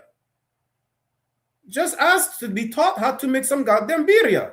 Ask to be taught how to make some pupusas. Ask to be taught how to make some empanadas. I'm not saying these are all Mexicans, but they're Latino plates, dishes. Just ask. Listen, Mexicans, ask your brothers, yo, how do you make the mac and cheese? How do you make the fried fish? How do you make some jerk chicken? Make some goddamn jerk chicken taco. Make some oxtail taco. Open a, you know, black and brown restaurant somewhere somehow. Go on the reservation and learn. Like, yo, how do you make this and that? Listen, I keep telling people the best fish I ever had is from a Gadite recipe. My mom's a French teacher. One of her students was a Gadite. Yo, that's salmon. You see the salmon you see on National Geographics? That's big and green and red and everything. Yo, I had that salmon. But that's not the best part. The best part is like, yo, it was marinated in like maple syrup and some Gadite recipe. I say, yo, till this day, I don't know the recipe. But if I want to know the recipe, you know what I would do? I would not go on Google. I would go ask a Gadite. I live 30 minutes away from a reservation. Why can't I just go ask a Gadite? Brotherhood. You know, let's sit down together. We have so many, our culture is the same. We would say intertwined today, but when we speak about it, we're going to realize it's the same. You understand? Our history is the same. Mexicans were lynched just like black people were lynched, just like Native Americans were lynched. We were all lynched. We were all enslaved right next to each other on the plantation. You understand? That's how I know you can love one another. That's how I know. Stop using the white man's tools to learn Mexican recipes. Go ask a Mexican. You understand? Then, right, Taco Bell is insulting. Taco Bell is damn near the same as having a Benjamite West Indian restaurant that's owned by Chinese or East Indians. It's the same. You understand? What the hell is a Taco Bell? The hell with Taco Bell. That's probably the most famous one. Any Tex-Mex restaurant, I don't trust. I don't. If I don't see any Mexicans, Salvadorians, you know, and listen, if I don't see my people in there, I can't trust it. There must be a couple employees that are in the kitchen or serving that don't know how to speak one word in French or English. Just speak to me in Spanish only. You understand? That's how I know the food is good. It's gonna be good because it's of the people. And then help me in my Spanish. And that's how you build brotherhood. You know, how do you say this in Spanish? You know, practice. Trust me, just these little things were forged brotherhood, and I know you could do it. How do I know? Because you do that with white people all the time. The difference is that they will never love you back. They hate you. You understand? All these heathen nations hate you. Now, does that mean that you could not love food from the heathens? You could, baby. I don't know. That's your taste buds. As long as it's not unlawful. But that's how you build brotherhood. Yo, man, go Mexican. Be like, yo, how do you say this in Spanish? You know what you do? As opposed to Googling a recipe in Spanish, or Googling a recipe from Mexicans, you learn how to say, how do you make that at home? Or you learn how to say, when you get ready to leave the restaurant, say, ¿Cuánto cuesta? What is it? How much does it cost? What's the check? Just small things like that. And it's appreciated. No, ¿Qué pasó, hermano? Todo bien. Like just small things, small gestures, even just, and I'm not saying that it's not their language, but just, you know, building brotherhood is possible. Loving one another is possible. And if you think it's impossible, you're a hypocrite. Because you do it with every single other nations. The difference is that these nations despise you to death. That's the only difference. But Salakia, I keep doing this. I'm too long with it sometimes. But brotherhood is a weapon, and we got. Let's finish real quick. Judges, right? Judges 10 and 13. Yet ye have forsaken me and served other gods. Wherefore I will deliver you no more. Listen, I keep bailing you out. That's what the Lord is telling you. Listen, I keep bailing you out. You keep doing the same thing. Every time I bail you out, you forget about me. You go back to do the same dumb thing again. Now you're again, you know, now you're in trouble again, and you call me for help. Hey, you're gonna have to bite the bullet. You know what you're gonna have to do? You did the crime. Now you're gonna have to do the time. That's what the Lord is telling you. He's not bailing you out no you're on timeout. Verse 14. Go and cry unto the gods which ye have chosen. Like every single time you ask me to bail you out, I'm right here. Every single time you cry unto me to deliver you from these heathens, to deliver you from these heathens whose God you decide to serve. Well, I'm the power. I'm the God. God means power. I'm the power that brought you out of Egypt. I'm the one that split the Red Sea, not the golden calf that you molted afterwards. You keep doing the same thing. You know what you do? Now that you're in trouble, cry unto the golden calf. Cry unto the rock that is circled 7 times. Cry unto whatever God these heathens worship. Cry unto Ashtaroth. Cry unto Baalim. Let's see if they will deliver you. Let them deliver you in the time of your tribulation. Yeah, go cry unto these little, fake pagan gods. I say fake because there's only one real God. There's only one living. How you going to imagine that? The Most High of the Bible is the living God. You're going to cry into a rock. You're going to cry into a tree. These gods are dead. They're not even alive. The Lord God make mountain move. He split the Red Sea. Good night. Where you going? What do you mean? Listen, God said, you know what? Today, you know what he would tell you? So you decide to worship Caesar Borgia. You go tell the white man to free you from slavery. Decide to prostrate yourself to the Kaaba stone. Pray to the Kaaba stone to free you from captivity. Go pray go ask the cross, ask the wooden cross to free you. Do that. What else people pray to? You understand? All your gods of the voodoo god. Voodoo god is a mix of Christianity and African nonsense. Go cry to the African 6-headed serpent god to free you from slavery. The Lord is that's how you know the Lord is a nigger god. And you see how he's being sarcastic? He's telling you, the people that you follow that got you in trouble, ask them to bail you out. And who never heard that before? Your parents tell you, your friends ain't going to help you when you're in trouble. Not that you're in trouble. Where are they? Who's going to help you? I'm the one helping you all the time.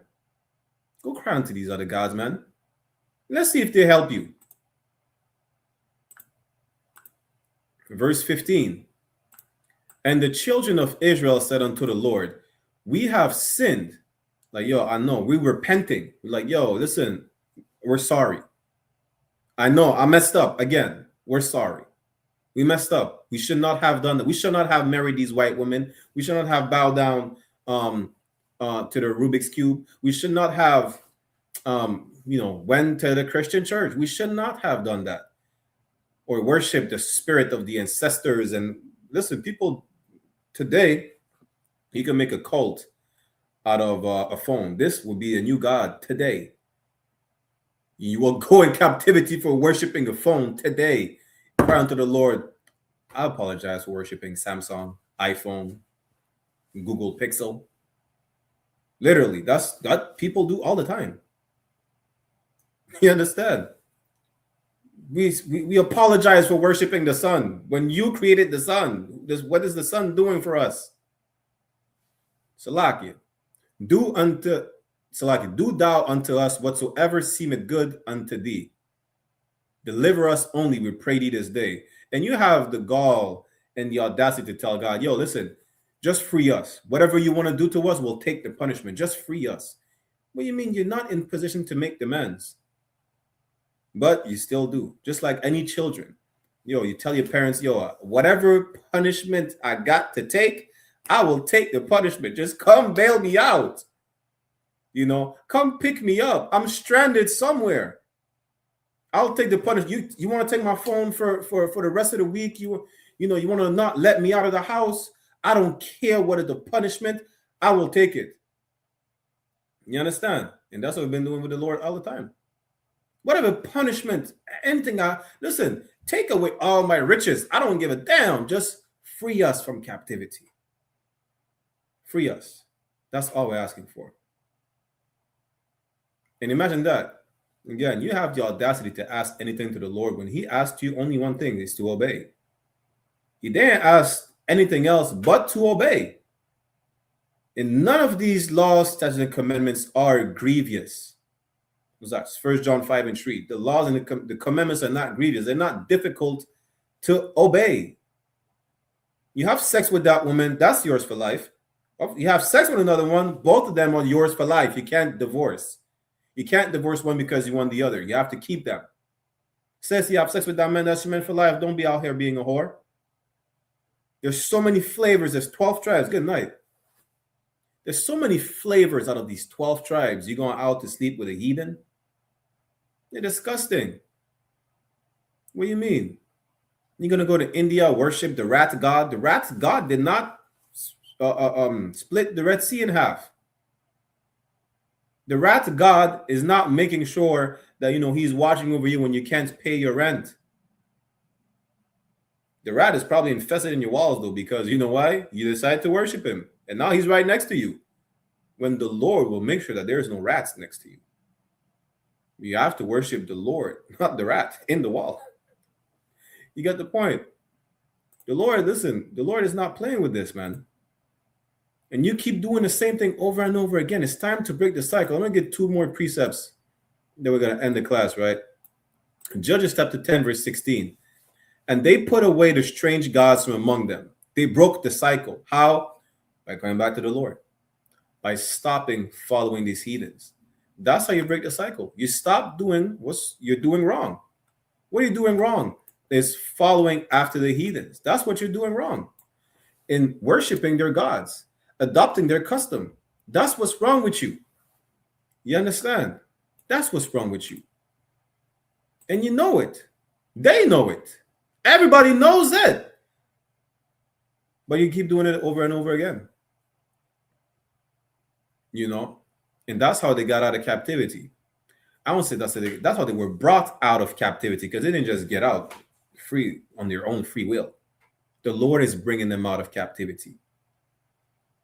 But requirements must be met, such as to stop following the heathens, which we've been doing since Adam, since the Garden of Eden. Let's finish that verse and get 2 more precepts, right? Judges chapter 10, verse 16. And they put away the strange gods from among them and served the Lord. How do you serve the Lord? You follow the laws, statutes, commandments. That's how you serve the Lord. And his soul was grieved for the misery of Israel. Listen, like I told you, he's a good father. It pains him to see you in that condition. It pains the Lord. We are the apple of his eye, the chosen people. We're peculiar. We're special. We're not like anything else. We're his possession. We belong to him. It's hurtful. It has to be done, though. But it hurts a parent to discipline their child sometimes. It's like you see the child being miserable, sad and everything. And you shouldn't even feel that bad, but you can understand the feeling. Why I'm saying you shouldn't feel that bad, because imagine the Lord. He's seeing his children in captivity. His children literally in cages, being fed to alligators, being skinned alive. He's seeing that. You understand? It pains him. It's like, I just told him to not eat pork. That's it. I told him not to eat pork. I told him to not sleep with this disgusting white woman, Chinese woman. I just told him to just listen. And I'll just, I'll be a shield to them. I'll be the enemy to their enemies. That's all they got everything. All they have to do is listen. Guess what? Same that your children can have everything they ask for. All they have to do is listen. And when they don't listen, you have to discipline them, and it pains you from disciplining them. Whether you put them time out in a chair, not if they feel all bad because they can't run around the house. I just told you to listen. That's it. I told you to listen. You didn't want to listen. Now I have to see you cry. I think I like seeing my children cry. That's the Lord. The Lord's like, I think I like to see y'all cry and, being whipped and being unalived and lynched. I don't. Now, I didn't tell these people to do that to you either, but damn. All you had to do is obey. Let me two more precepts and then we're to wow. Let's go to 2nd Ezra's.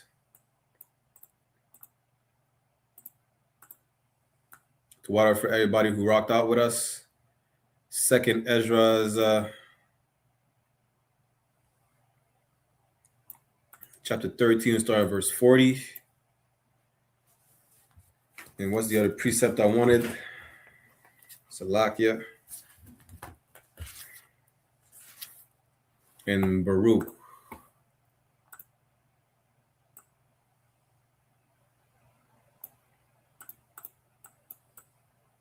I think it's Baruch chapter 3.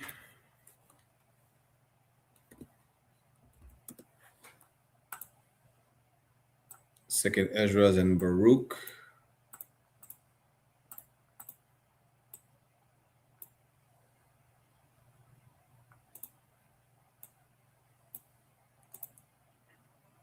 Let's start at Baruch chapter 3, as a matter of fact. Baruch chapter 3, verse 8 says, "Behold, we are yet this day in our captivity." Again, being captives. You understand? Why? "Where thou hast scattered us for a reproach and a curse." I'm going to go through the curses, Deuteronomy 28. Verse 15 on down. "And to be subject to payments." Come on, man. You have to pay for what you did. You're being fined for what? For the transgression of the law, "according to all the iniquities of our fathers, which departed from the Lord our God." That's why you're in captivity. Because you leave the Lord. What happens when you leave the Lord? You follow the heathens. There's no gray area. You cannot not follow the Lord and not follow the heathen.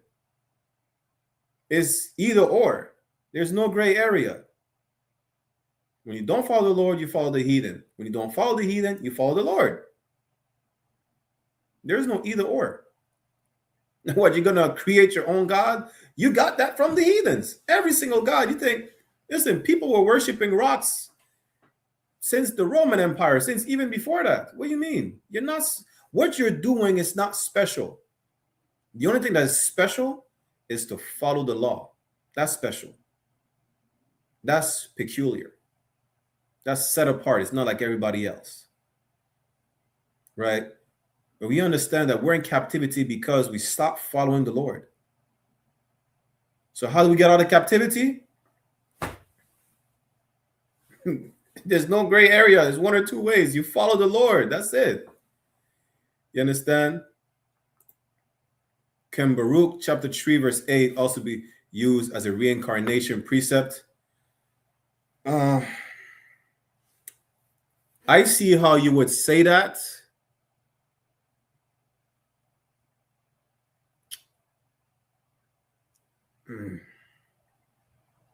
So you would have to say, how does it explain reincarnation? Like, we understand, we're suffering for the iniquities of our forefathers, right?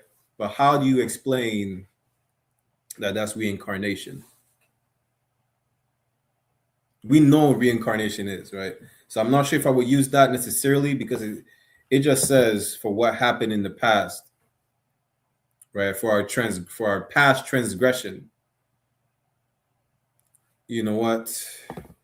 I'd probably pair that with you would need another precept for that, though, because that precept is not going to specifically say it's reincarnation. If you get what I'm saying, right? Bear with me 1 second. It's my reincarnation precept.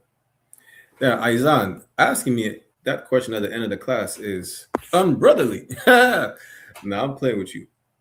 Bear with me 1 second. I might go over the time real quick.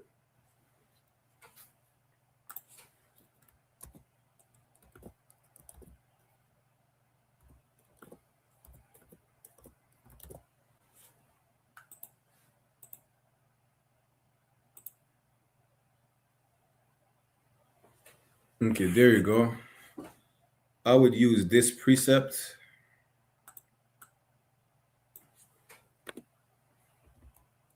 I think it's 2nd Ezra chapter 7.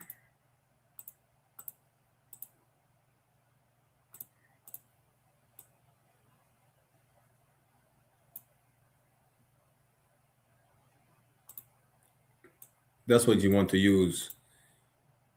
Nah, no sweat. Don't worry about it, Ak. But you rather use, you could refer to Baruch, but I would not use that necessarily because it doesn't directly say, right, more so that is, for reincarnation. What you would use for reincarnation is 2nd Ezra chapter 7 verse 56. For while we lived and committed iniquity, we consider not that we should begin to suffer for it after death. How do you suffer for it after? That's how I would use that as opposed to Baruch 3 and 8. I will use that first, right? How? Because you're going to suffer it after death before you're going to come back. Matter of fact, you're going to have to do a whole class on reincarnation. I can't just give you little, pieces of precepts like that. But I would rather use 2nd Ezra 7 and 56. You understand? Because while we live in sin, we're gonna suffer it after death. How are you gonna suffer for what you did after death? You're dead. Where do you go? You don't go burning in hell. Nah, you don't do that. Burning in hell is a Christian dogma. Saying Shalom, Adam, Yabash Waktat, whatever, tuning in.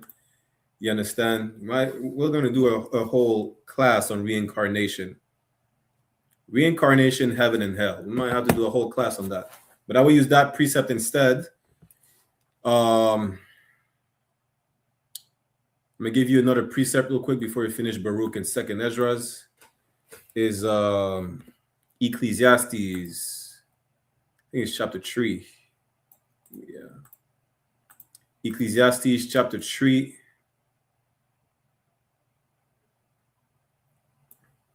Verse 16 and 17, right?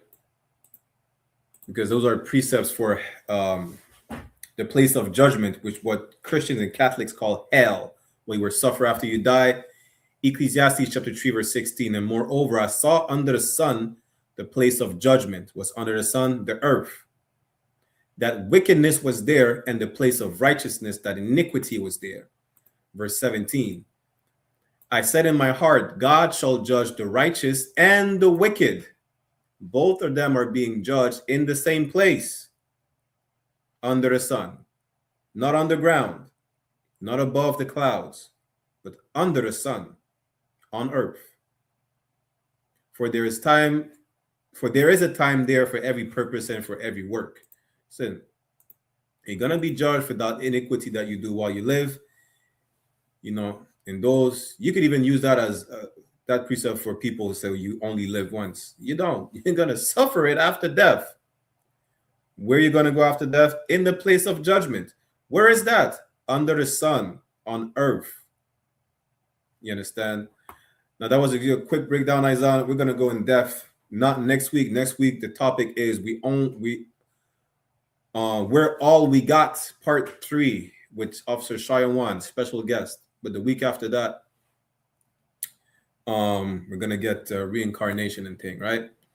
So let's go back to Baruch chapter 3, verse 8, and then 2nd Ezra real quick. Baruch 3 and 8, behold, we are yet this day in our captivity, where thou hast scattered us for a reproach and a curse. So yeah, a reproach and a curse, you could definitely use that precept to show that's the suffering after death as far as the curse, but I would not use it directly for reincarnation, Aizan. But this is why we're captive today. We're captives. Why? Because and to be subject for payments according to all the iniquities of our fathers. We're captives because of the iniquities of our fathers. You understand? That's why. We're captive because of previous sin. We kept sinning.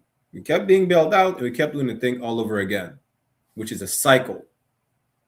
You understand? Now we have to do what? Break the cycle definitively. Finally breaking the cycle and not going back to doing that again. We won't go back. But in order for our kingdom to be established where we won't go back to it, it's like we have to follow the law, statutes, and commandments. Precept for we won't. Who could give me the precept real quick for the fact that we will not go back in captivity after this one? Real quick. Who knows what's that precept? Real quick.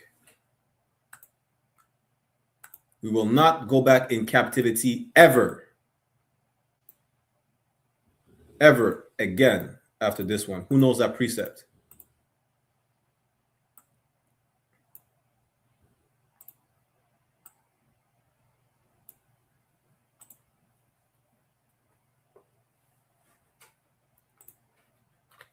Who knows the precept?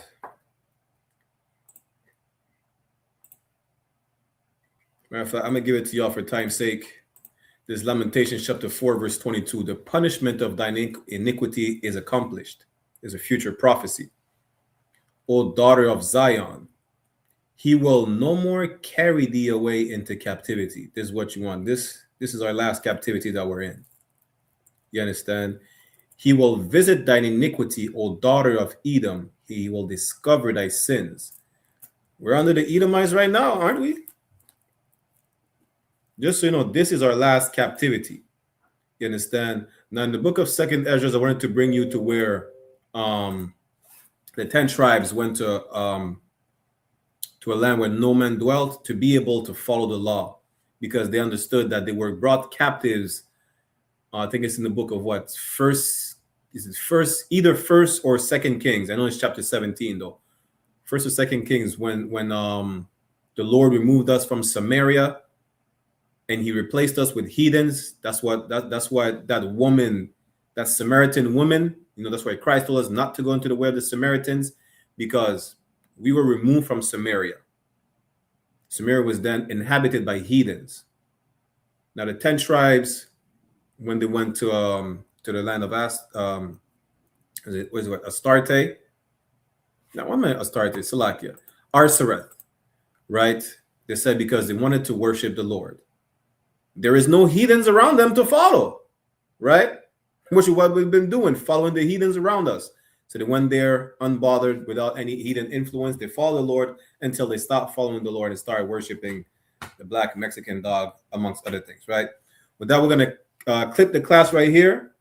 Next week, we will do the Brotherhood class, where all we got part 3 with a special guest, Officer 1000 Sharawan, the water for everybody who tuned in. We put the sign out link in the class. Make sure they'll click on the sign in and sign out link at the beginning and the end of the class, right? We're going to get a security announcements and end it.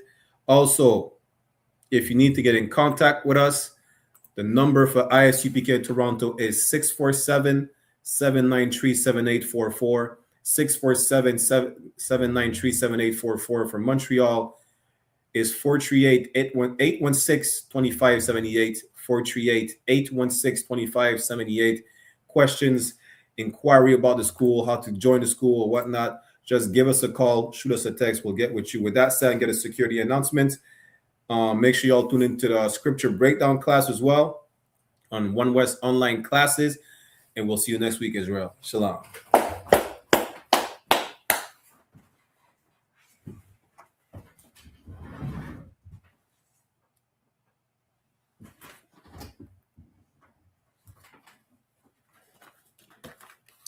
This is the I.S.U.P.K. security announcements. We are the I.S.U.P.K, the Israelite School of Universal Practical Knowledge, started out at 1 West 125th Street, Harlem, New York, under Commanding General YAHANNA.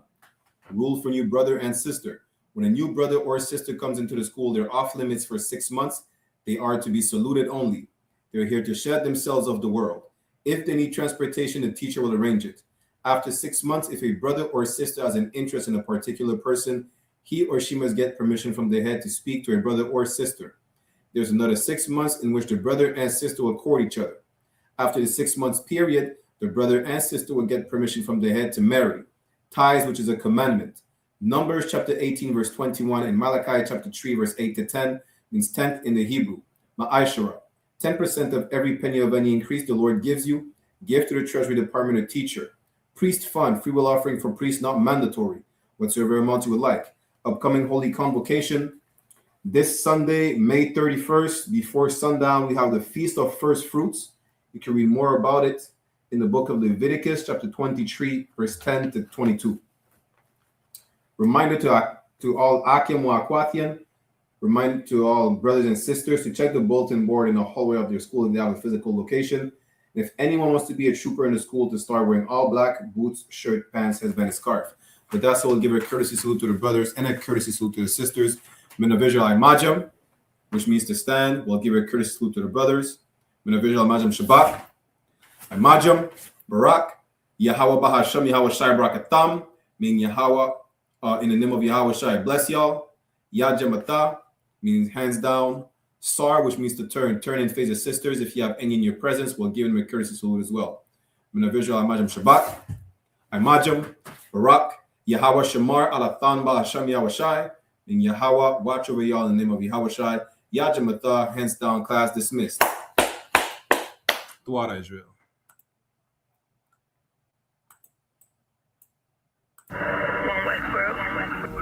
Check me out, dog. Roll the window up, man. The water.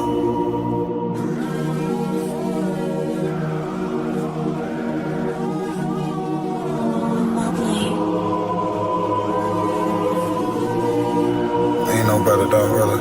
The son of a king. I don't Balenciaga. I might just wear a collar. I might just wear the Pradas. But I'm thinking long term, so I might say the dollars. We ain't no better, I'm just being honest. I should've went to college, but I was thinking violence. This a one West world, we the fucking livest. Break it down, we break ground, we don't break no damn promise. Let's get active, dog, don't tell me how you feel about it. These cats saying too much, they ain't learn enough. You maxed out the first quarter, I'm still warming up. These niggas tossing up a brick, they can't score with us. Who gon' come against us? On the Lord with us. Them niggas riding for you. Hope they ride till they crash. Put my name in your mouth, I put my belt to your ass. I ain't running no race, I just hope that I last. All them niggas you look up to, I consider them trash. Only time you seen a leader was in Wayne hand. Niggas will dap you, then pop you with the same hand. I'm a main player, I stick to the game plan. He don't really fuck with you, that's your main man. We them niggas came through and made your city hot. Yep, said he in the field, but he really not. And I ain't casting no stone, I just let him rock. And that's the kind of story they gon' read about. But if it's war, it ain't no tapping out. Grip still heat, spit like a dragon mouth.